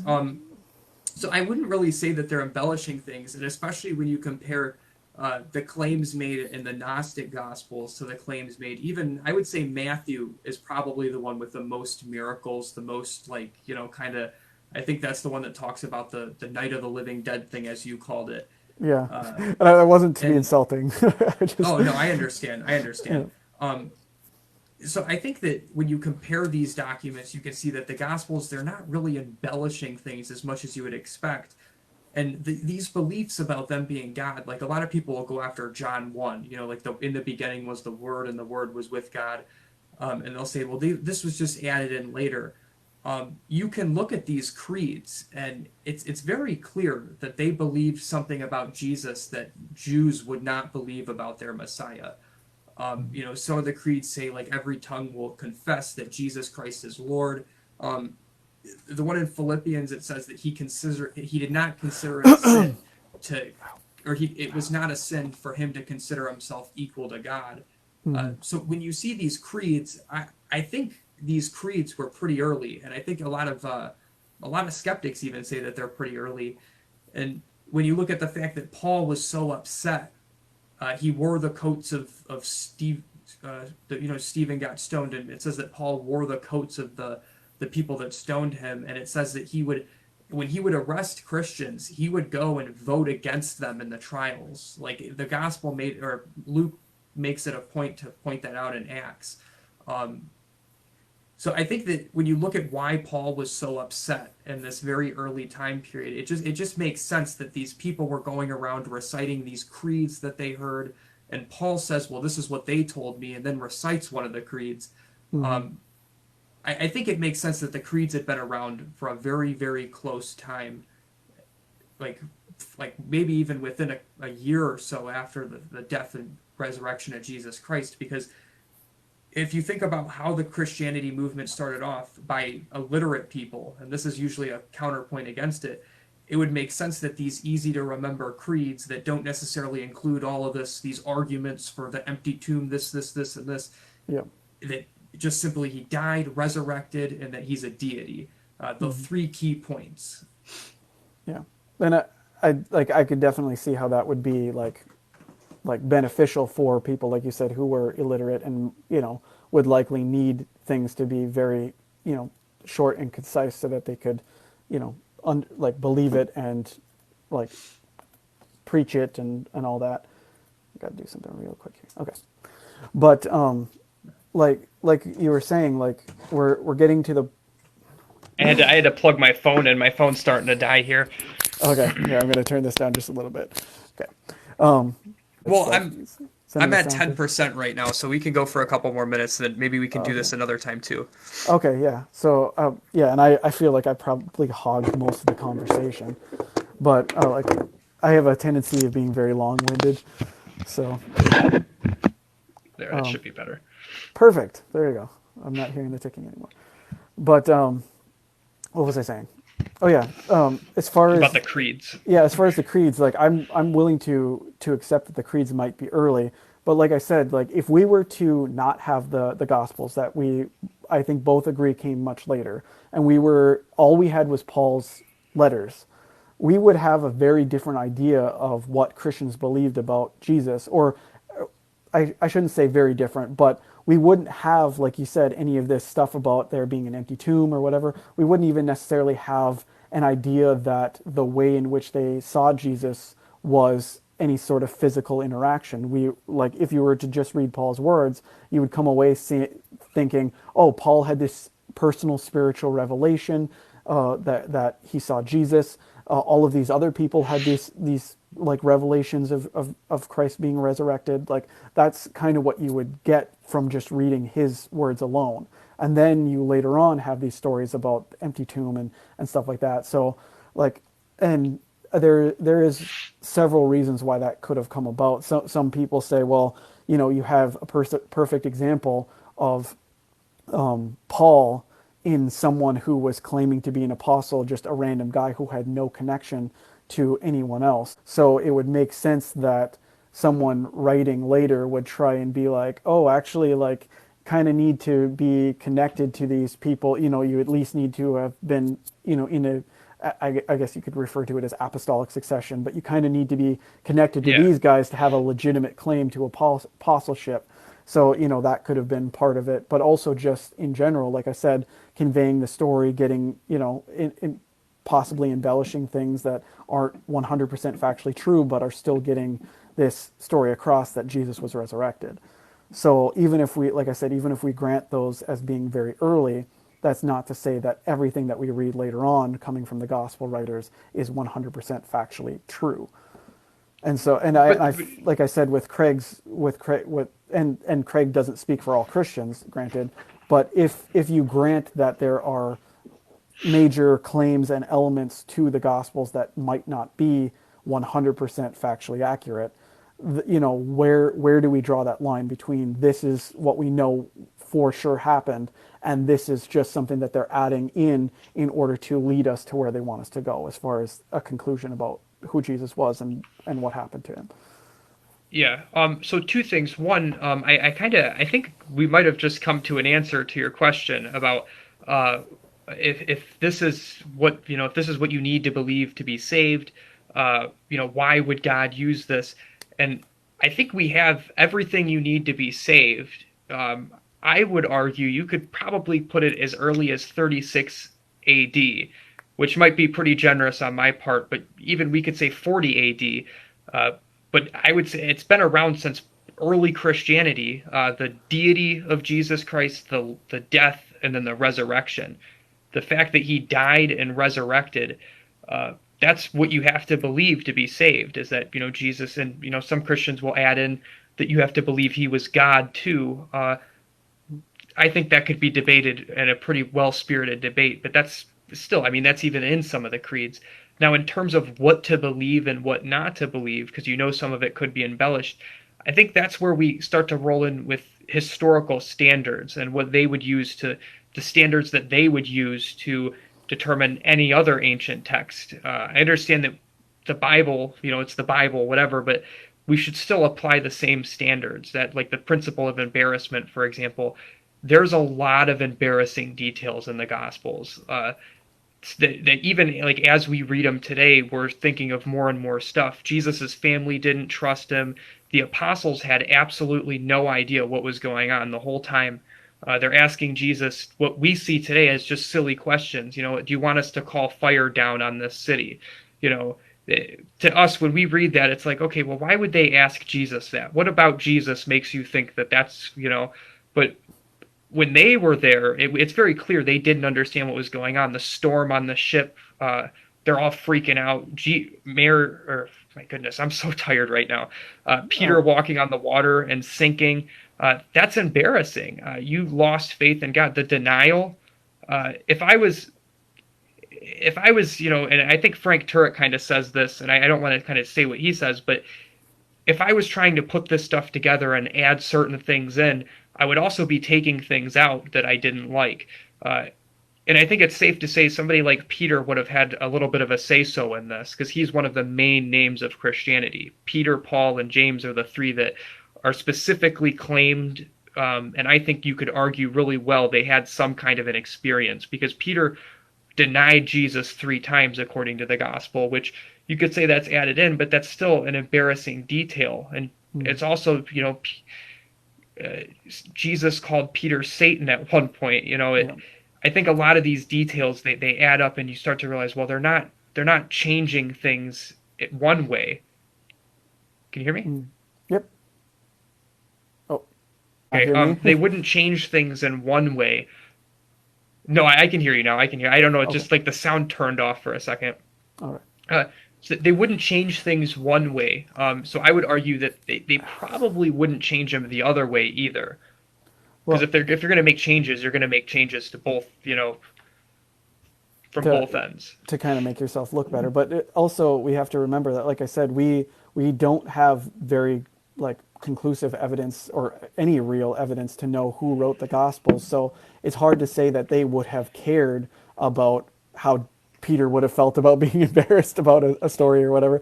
So like and also the principle of embarrassment isn't like necessarily a historical principle. It's not something that anthropologists and archaeologists actually use. It's more like the only people that I see really using it are like, and that's not to say that people in the ancient world didn't try and change things, because you were referencing the Assyrians. And it was actually after that video that you were talking about the Assyrians that I went and looked up some stuff about what the Assyrians had to say. And a lot of their accounts are very similar to Jewish accounts about how wars were won. Some of their accounts even have fire raining down from the sky and destroying entire armies and stuff like that. So it's like there's very similar claims about what their gods were doing and how they were winning wars and why they were defeated, but because they weren't reverent Yeah. enough to their gods and stuff like that. Or are you talking about the But Moabite stone video? yeah, I think so. Yeah, and you were Okay. you were explaining that was actually very common in the ancient world for people to add in these supernatural elements and to make claims about gods being responsible for certain things.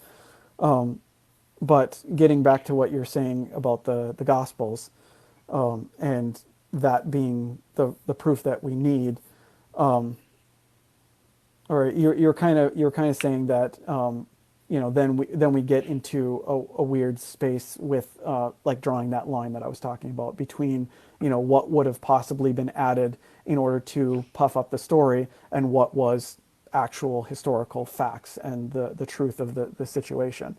And I'm not really, like I said, I'm not really convinced by ideas about embarrassment and stuff like that, because like a lot of those stories, honestly, like you could say, oh, the apostles just didn't know what's going on. But a lot of these stories honestly just seem to be there as like expedition or Exposi- exposition. Exposition? Yes, thank you. Oh man, I'm gonna edit that out if I can. But exposition. It seems like a lot of these like issues are just exposition, where they're adding these things in, and the apostles are like, "Oh, I have no idea what's going on," and it's more for the reader's benefit than for like actually conveying an actual historical event. Like the apostles are just like this is going to sound stupid, but like they're just like Larry, Moe, and Curly. They're just like, oh, we don't, we have no idea. And then Jesus comes along, and like Jesus is the main character, so of course he's going to be the one who is like has all of the hard hitting like retorts to the people, like even his own followers, like like every single conversation that he's in with the Pharisees, he's just like totally like laying the them. smack down. Yeah, so that makes sense from a standpoint of who are you trying to elevate and who are you trying to make look good in this story. Jesus, of course. So that's why Jesus never has an instance where he's like, oh, I'm just ignorant and I have no idea what I'm talking about. Jesus is always, he's always got those like one-liners that are that are totally Yeah. like, I picture that scene where everybody's like, oh.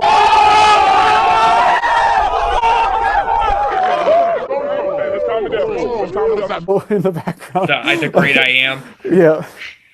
So So my phone just hit 4%. Okay.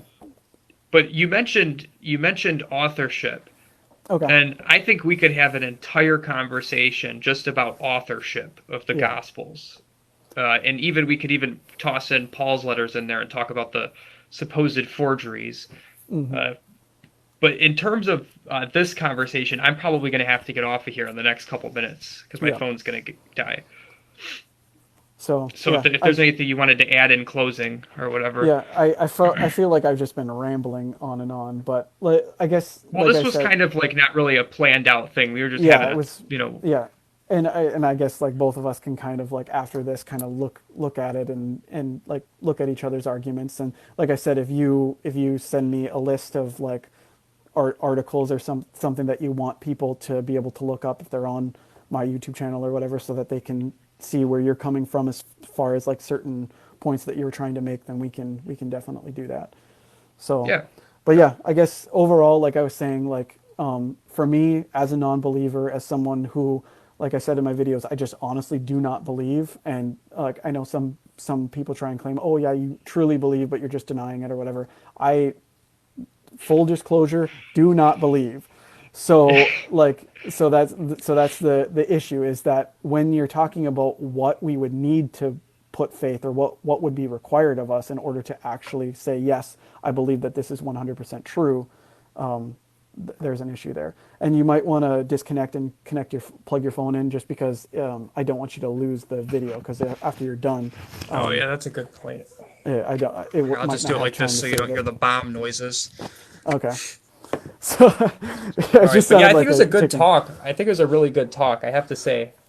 Yeah, and I enjoyed talking to you, and I know that I have a tendency of, like I said, rambling on and on. That's kind of the way I go. So, That's fine.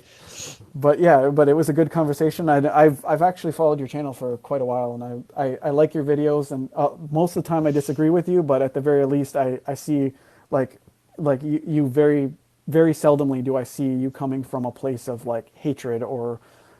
And unfortunately, the videos that I sent you earlier, Seldomly. or yeah, never. I never see you.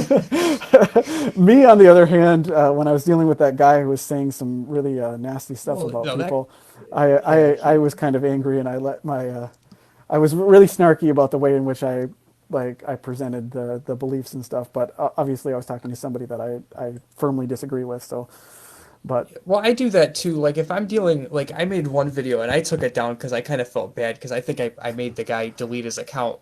oh man, Dude, he left a comment oh, and it was like, oh, it was talking about like LGBTQ, and he's like, well, here's what I tell him, and he just listed off a bunch of Bible verses. And when you look at the context behind these verses, we're not supposed to be going around, casting Bible verses on people like it's like a magic spell, like, oh, the Bible says this, like, no, we don't do that. If you're not abracadabra. part of the church, yeah, like if you're not part of the church, the Bible doesn't tell you to go around just policing everybody's actions. So I made this whole video and I was like, well, I have to teach this guy what the Bible actually said. And it got attention from atheists, Satanists, even Jesus was on there. I was like, oh boy. Like, what have I done? What have I done? Yeah, I know. Yeah, But yeah, it was a good conversation, man. yeah, and I hope maybe we can do it again in the future, and I'll if I end up seeing another one of your videos that I want to comment on, I'll try and make sure to not only have you tagged in tagged in the description, but also maybe tagged in the comments, so you get like notified that I made it, and I'll try and be as respectful Yeah, as possible even going forward. yeah, even yeah, we've had our swords clashing. Yeah, But even if you want to like DM me if you have questions too, because my notifications, some days I'll wake up with like thousands of them yeah, because one of my videos got on the wrong side of TikTok or yeah. something. So Yeah, I always liken it to that scene from The Lost World where they're I don't know if you've seen that movie, but they're in the back of the car and they're like, how's this T-Rex supposed to know that we have the baby? And then like all of a sudden the T-Rex is pointed in a different direction and just like its head turns and looks at them. They're like, he knows.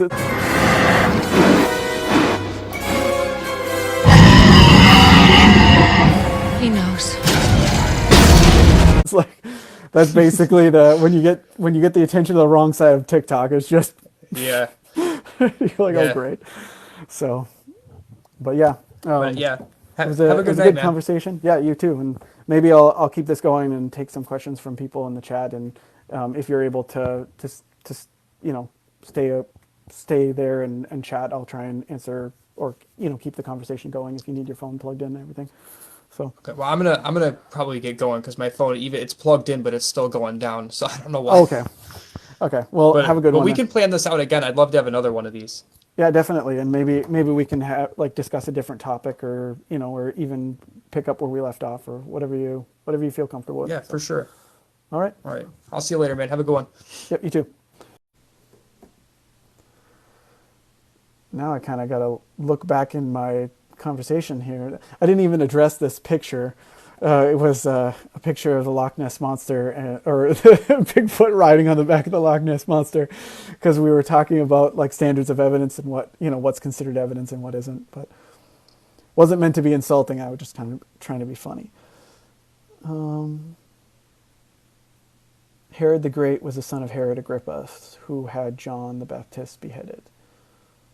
Okay, yeah. So yeah, that's what I was thinking. Is I was fairly certain that Herod was a title, or maybe a name, but wasn't necessarily referring to one individual.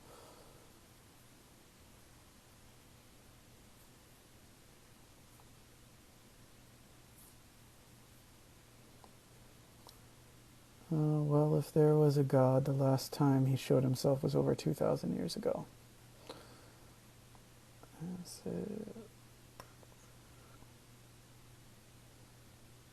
Was he sending prophets to cavemen?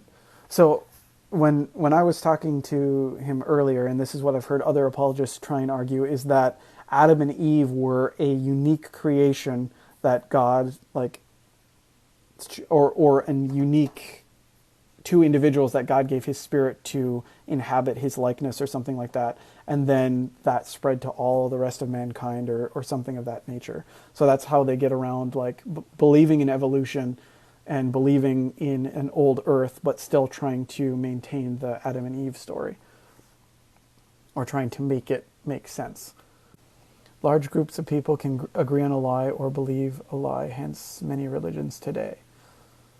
Yeah, and like I said, we don't even have to necessarily be talking about a lie specifically. We could just be talking about individuals who have honest experiences that they believe, prove something to them, and that is enough for them to put faith, or to have faith in whatever experience they had, and to tell others about it.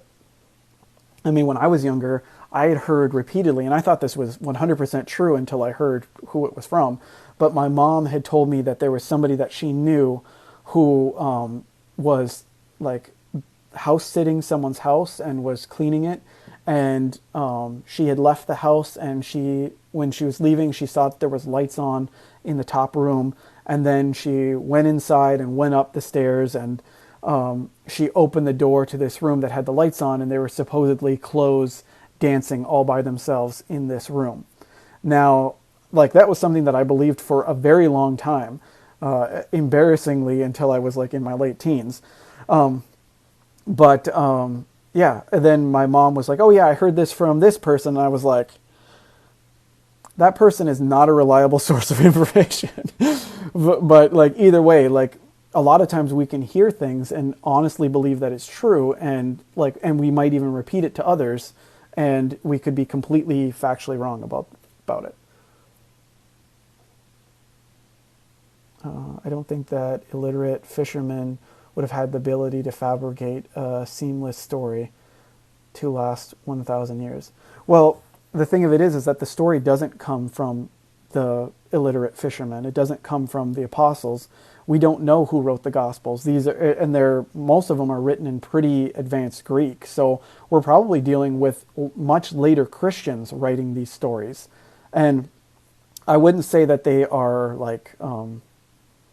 seamless. There's a lot of issues, like I was talking about, the contradictions, or I'll say seeming contradictions, but they seem to be pretty glaring contradictions between the nativity story of Matthew and the nativity story of Luke, and how Jesus got to Bethlehem, why he was there, where he went afterward. They don't fit seamlessly together, and I'm not necessarily convinced that they were ever meant to, because these are stories that popped up, 50, 60, 90 years after, or not 90, 60 years at least. If we're dealing with 90, I did my math wrong. So we're dealing with between 40 to 60 years at least after the events.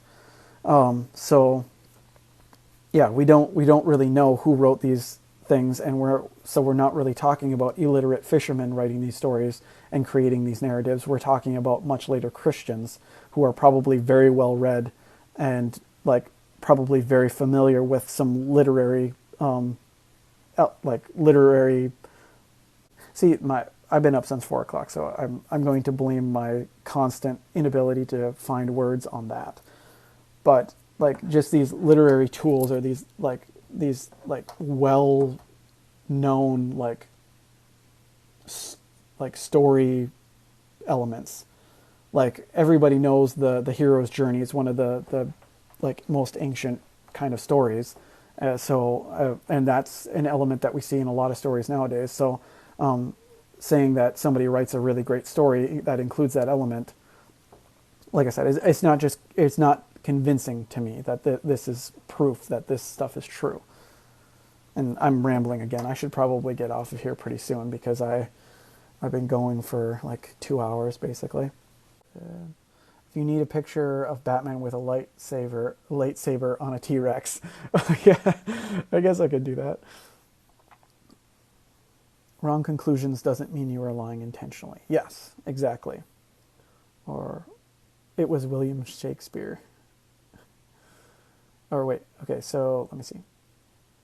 I have someone record each of, or have someone record each of your conversations. That way you can get comments for context. Actually, that would be really great. Or I guess I could even do a screen record on mine. It's just I worry that would mess things up. And sometimes the iPhone screen record, it's like it has a really hard time. But wrong conclusions don't withstand time. I have to disagree with you on that. There are like plenty of things that last for centuries or even longer, especially when you have the benefit of being like the primary source of information and truth. So because the early church was basically, think of how the 8 governing body members can even maintain Watchtower for 20 years without new light. Well, that's because you have, and you see that within Christianity too. As Christianity went on, there were different interpretations of scriptures. There were different people taking over in leadership positions and declaring certain things to be doctrine and other things not to be. So, which is the same with Jehovah's Witnesses. Every time you get a new set of governing body members, these people disagree with how the previous set interpreted certain things. So then you get new light. And sometimes it just has to do with predictions that they made that didn't come true. And with the early church, like the thing is that the Catholic Church was one of the primary, if not, or it was the primary entity that was in charge of recording ancient information. Like there were very few other institutions that were actually like keeping records and making copies of texts and stuff like that in order to preserve them for the future. So unfortunately, we have everything that they decided, or some of what they decided to preserve, but we don't have a lot of other texts. So we honestly don't know if there were perhaps other gospels out there that, I mean, we shouldn't say that. We do know that there were other gospels out there that were considered not canon. Another word that I'm forgetting, apocryphal. So yeah, we do know that there were other gospels out there that weren't actually included.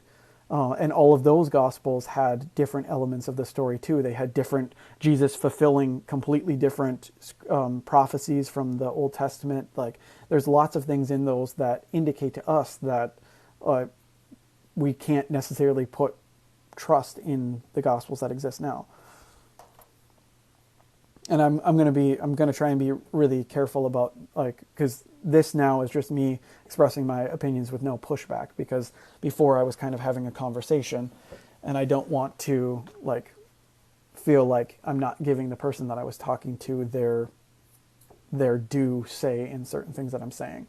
So this portion of the conversation might not even be included later in the, if I decide to save it as a YouTube video. But I really have to disagree with you that idea that wrong conclusions don't withstand time. I think that's just not historically accurate whatsoever.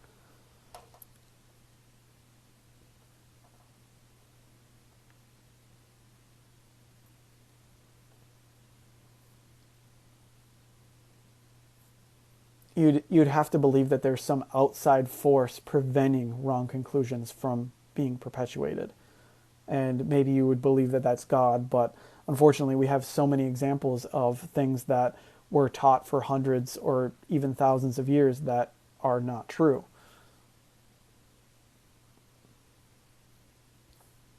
I'm trying to read these comments. I'm just commenting on the conversation, not taking a stance. Know what I mean? Enjoyed respectfulness. I've experienced spiritual interaction in Laos growing up, which helps me make the jump a little easier. Okay. There are people willing to die for the gospel that have never touched a Bible. It's just a text. It's not the faith itself. Well, that's correct. That's a perfect example of what I'm talking about, is you have people who have never actually even read the Bible, but they're willing to die for it. They're willing to put faith in it. And you may see that as a virtuous thing, but what I see that as people who are willing to die for a cause without having like firm faith. I mean, a good example of this would be one of the governing body members of Jehovah's Witnesses just came out not that long ago and was talking about an experience of someone who was refusing a blood transfusion. And this person basically, I believe they died, but they kept refusing this blood transfusion, and they'd only studied with the witnesses for a little while. And it was after a long time of refusing this blood transfusion that finally, like after the doctors agreed they weren't going to give it to him, this person talked to the elders privately and said, by the way, why don't we accept blood? Like, why do we feel that that's inappropriate? So this person's belief and their faith was not grounded on anything that they even like understood or like grasped. It was just trusting others, which unfortunately is the way that a lot of religions spread. That was how I was taught to spread our religion was, you know, you want to bring people to the congregation, they get love bombed, they see all of these people, they get like an instant community. And so like they feel a part of something, and like the doctrines aren't necessarily what draws people. It's the sense of community and belonging. So like to say that false things can't perpetuate when you have that system in place where people are going there feeling as though they belong and joining the group, I just don't think that that's true. If enough people believe those wrong conclusions, it will stand the test of time. Yeah, like I said, Christianity had the advantage of being one of the few institutions that was actually preserving records, and it had a lot of power in the Middle Ages all the way up to the Reformation even. So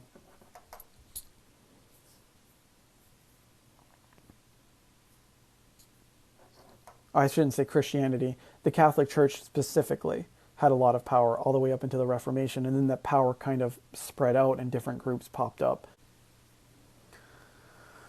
Well, I'm not sure if anybody has any more questions or anything else they wanted to talk about. Well, it's not the Bible they are willing to die for, it's God. They have an experience with God. Well, and like I'm not denying that there are people who do believe that they have those personal religious experiences. I'm fully willing to acknowledge that there are plenty of people who say, yes, this is what I've experienced. I believe that I spoke with God or interacted with God or felt the Holy Spirit. What I'm saying is I personally have not experienced that, and because of what I know about human psychology and because of what I know about other religions, I'm more inclined to believe that, or I'm more skeptical of those claims, and I have a harder time believing that that's conclusive proof of anything other than the fact that those people did really have some sort of experience. That's not to say that that experience is real in any like tangible sense, but sorry, I had to check something. Or like that it actually happened, but they believe it happened. So like I said, I'm not accusing anyone of being a liar. I'm simply saying that people can be wrong.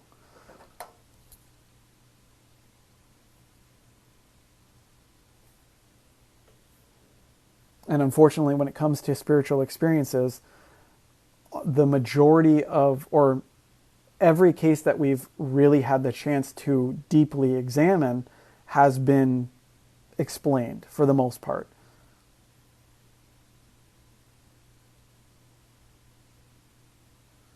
That's demonized? What? Even non-religious groups, sales, will believe they are, or believe and perpetuate ideas they haven't thought through. Human nature is to want to group up and to be part of something or a group. Yeah, I definitely agree. I think that's why, like I was saying, yeah, when you have groups of people, or you have people joining groups, you don't necessarily, or they don't necessarily join those groups because there's conclusive proof. A lot of times it's more of like an emotional thing. It's more of a feeling of belonging or feeling of inclusion within that group. That's why, like I was saying, with Jehovah's Witnesses, and I've heard this from a lot of other religions, especially charismatic groups, they bring people in and make them feel really great, especially if they get them at a low point, like after the death of a family member or something like that. Because if that happens, a lot of times you'll see the people much more likely to accept certain beliefs because they're not thinking straight, they're very emotional, and they've all of a sudden been given this like love bombing in this group of people that's there for them and that's helping them. And so sometimes that can spur on the feeling of deep emotional experience, which some people interpret as a spiritual experience.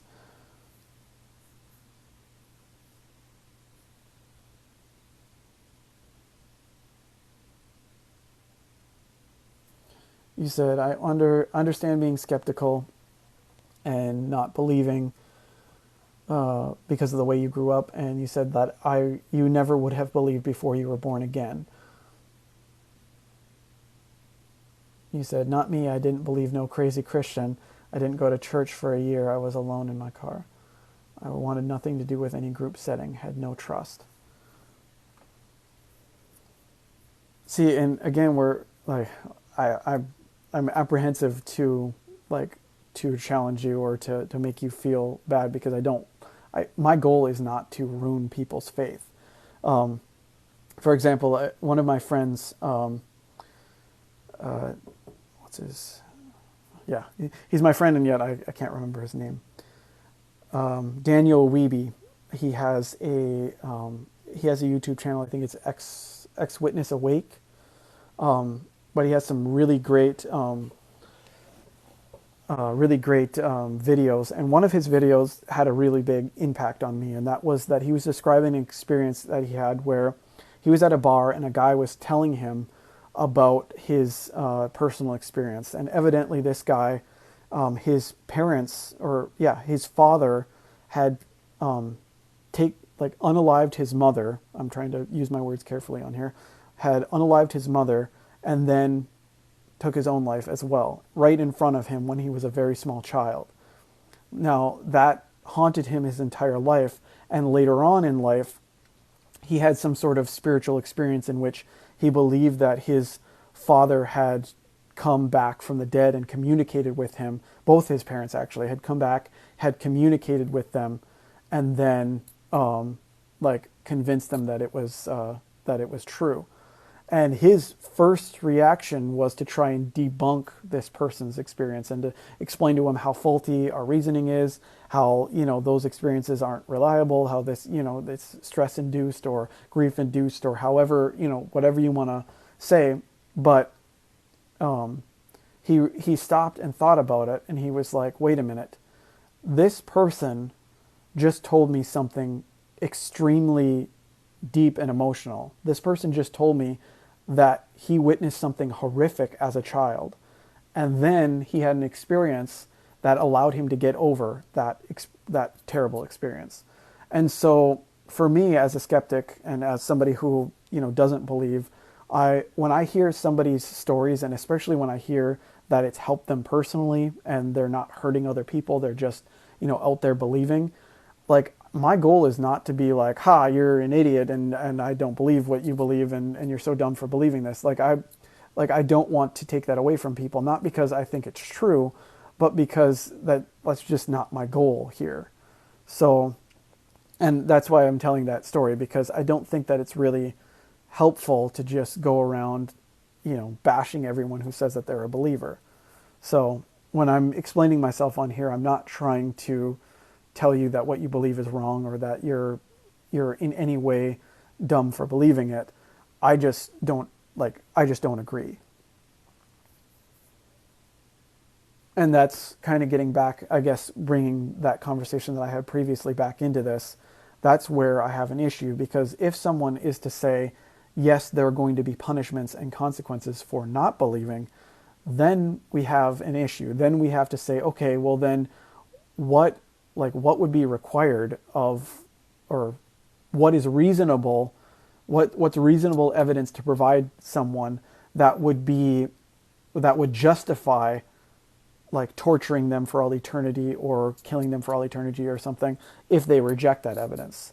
How convincing does that evidence have to be in order to justify taking that action is my opinion.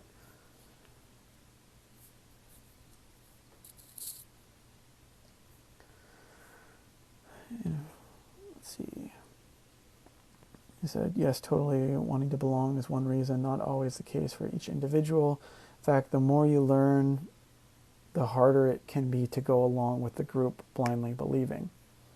Yes, one of my favorite lines from 1984 is when the main character, trying to remember his name, I'm not even going to try and remember his name. The main character is he has this girl that he's obsessed with, and he's like basically an incel. But anyway, he eventually gets to be in a relationship with this girl and gets to know her, and he quickly realizes that she is very like devoted to the religion and to the group and to what they're teaching, and he realizes though that he starts talking to her about like little doubts that he has or questions about certain things, and she's very dismissive, and she's like, oh, I just don't think about that or whatever. And so he realizes that the hold that the government has on the people is most effective with the individuals who just kind of blindly accept things and don't really question things, don't feel like they need to question things. I honestly wish I had that quote, because it's a really great quote from that book. But it was one of the things that when reading through 1984, I was like, yes, this is it. This is exactly how I feel about this.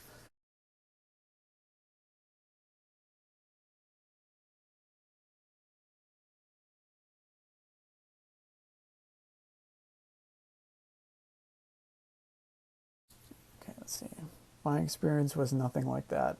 I was just born again and still that new creation. But do you believe in spiritual experiences in general or psychological? So I'm more inclined to believe that spiritual experiences are psychological or psychosomatic. I think that people in general, when they have those kind of experiences, what they're usually actually talking about is just like a natural phenomenon. I mean, there's a lot that we don't know about the brain, and I'm willing to like say that without I'm fully willing to acknowledge that there's a lot that we still have to learn. But the more that we learn about how the brain functions and how fallible it is and how we like fill in the gaps for things and how we can experience things that didn't actually happen just because of hallucinations or just like weird like fluctuations in our brain chemistry, like knowing all of that, that's why, like I said, like I have such a hard time believing these things. Not just a hard time, it's basically, or it is impossible for me to put 100% confidence in any of these things. I mean, like I said, that's why we rely on, or when we are more likely to rely on forensic or DNA evidence over any sort of eyewitness testimony, because eyewitnesses can be fallible.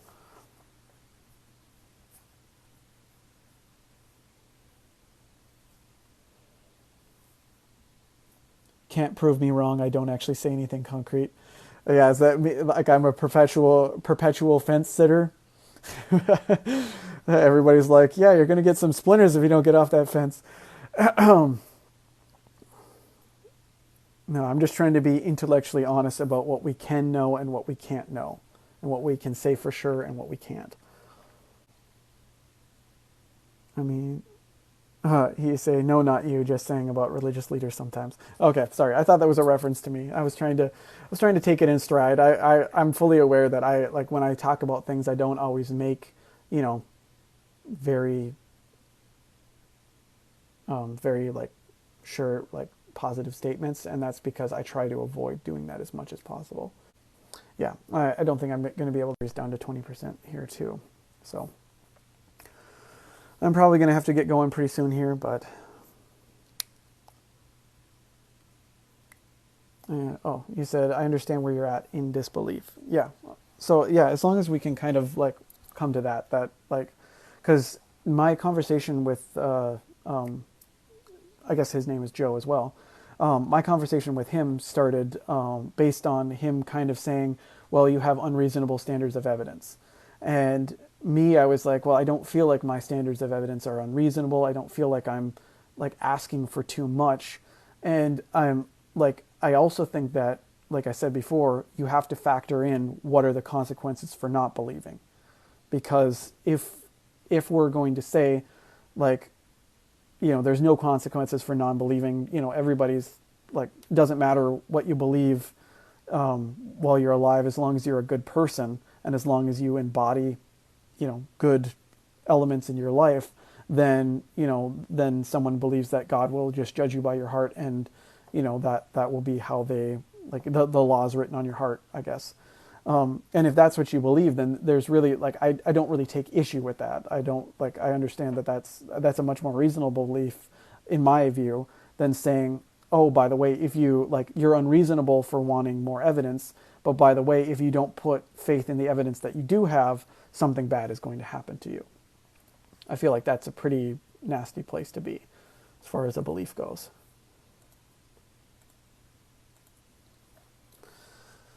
I think he expects people to have these experiences, but he doesn't always believe their conclusions as to what actually happened. Yeah, exactly. Like, I'm, you know, because like I said, we're fallible creatures, and we don't always know exactly what we experience, or we don't always interpret it correctly.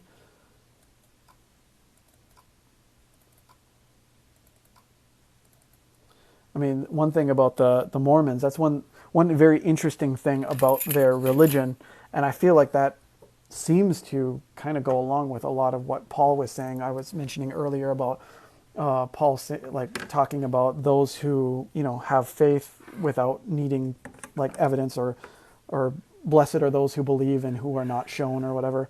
But with Mormons, a lot of their beliefs as far as like what is proof that something is true is some sort of inward feeling, some sort of like, and they interpret that as the Holy Spirit telling them, yes, this is the truth. So, and that is such a fallible way of reasoning on things. And I'm not saying that that's all religions and all Christians, but I do hear that from a lot of evangelical Christians, that what convinced them was some sort of like personal feeling or personal experience that led them to believe in the Gospels. And then from there, they try and like live their life in accordance with what they say. And like I said, even some go as far, like especially like people who are more like Calvinist, they go as far as to say that that is like the only real way that you become a Christian, is you're not convinced by anything but the Holy Spirit and having some sort of like spiritual experience. And if that's the case, then you can kind of open up the door to say, okay, well, if you're not having those experiences, then that means that God really doesn't want you. He's not interested in you being part of his group. And I think a lot of Christians really hate that idea because it doesn't make God look good. I guess that's a good way to sum up with this. So you only think that it's okay if people believe things that don't give you any consequences for not believing.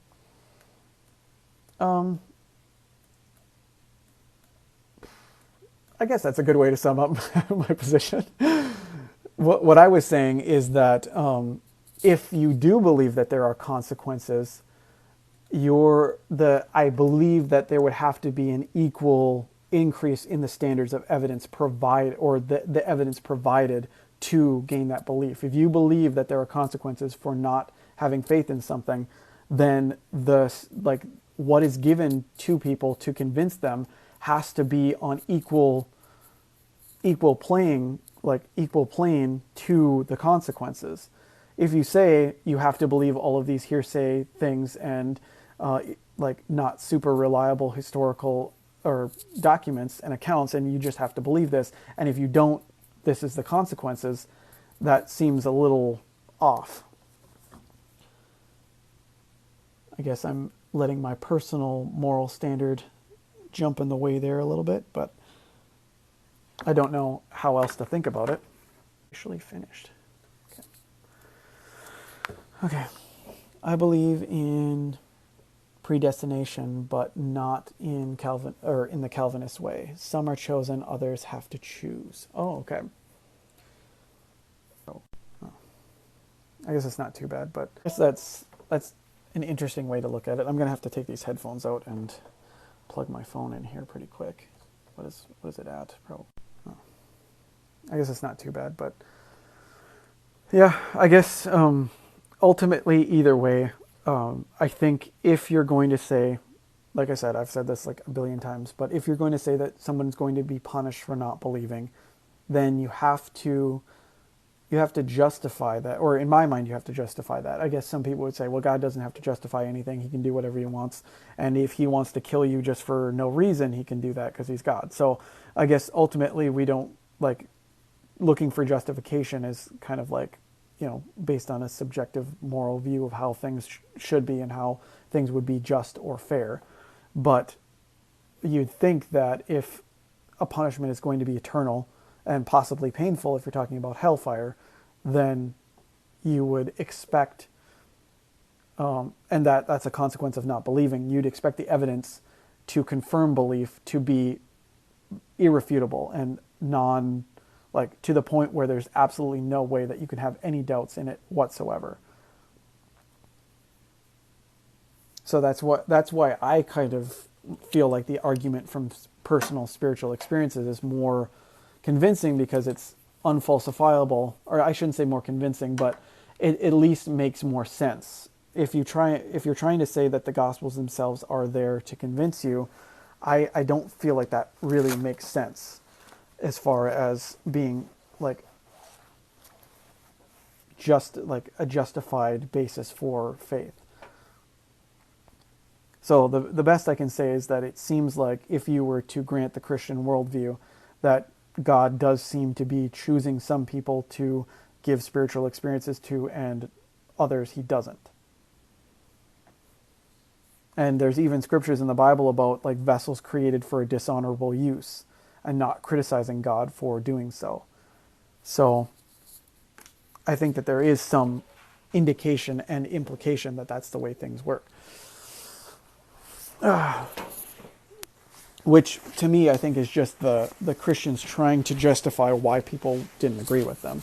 Because it's easy, because even Christians nowadays, or believers nowadays, whether they're Muslim, Christian, whatever, a lot of times their argument is, oh, well, the reason you don't have faith is because, God hasn't called you, or you're being called, or God's trying to reach out to you, but you're deliberately rejecting it. Therefore, you're justified in whatever punishments you receive.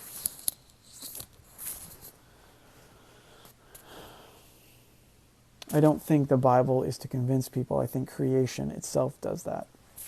Well, but what we learn about the beings and organisms that exist on this planet is that most likely we all evolved from something. Now we don't have firm evidence as far as abiogenesis to know exactly where we came from and exactly how life started. So I guess you could leave that open for God. But the fact of the matter is that we don't know, I'm stumbling all over my words again.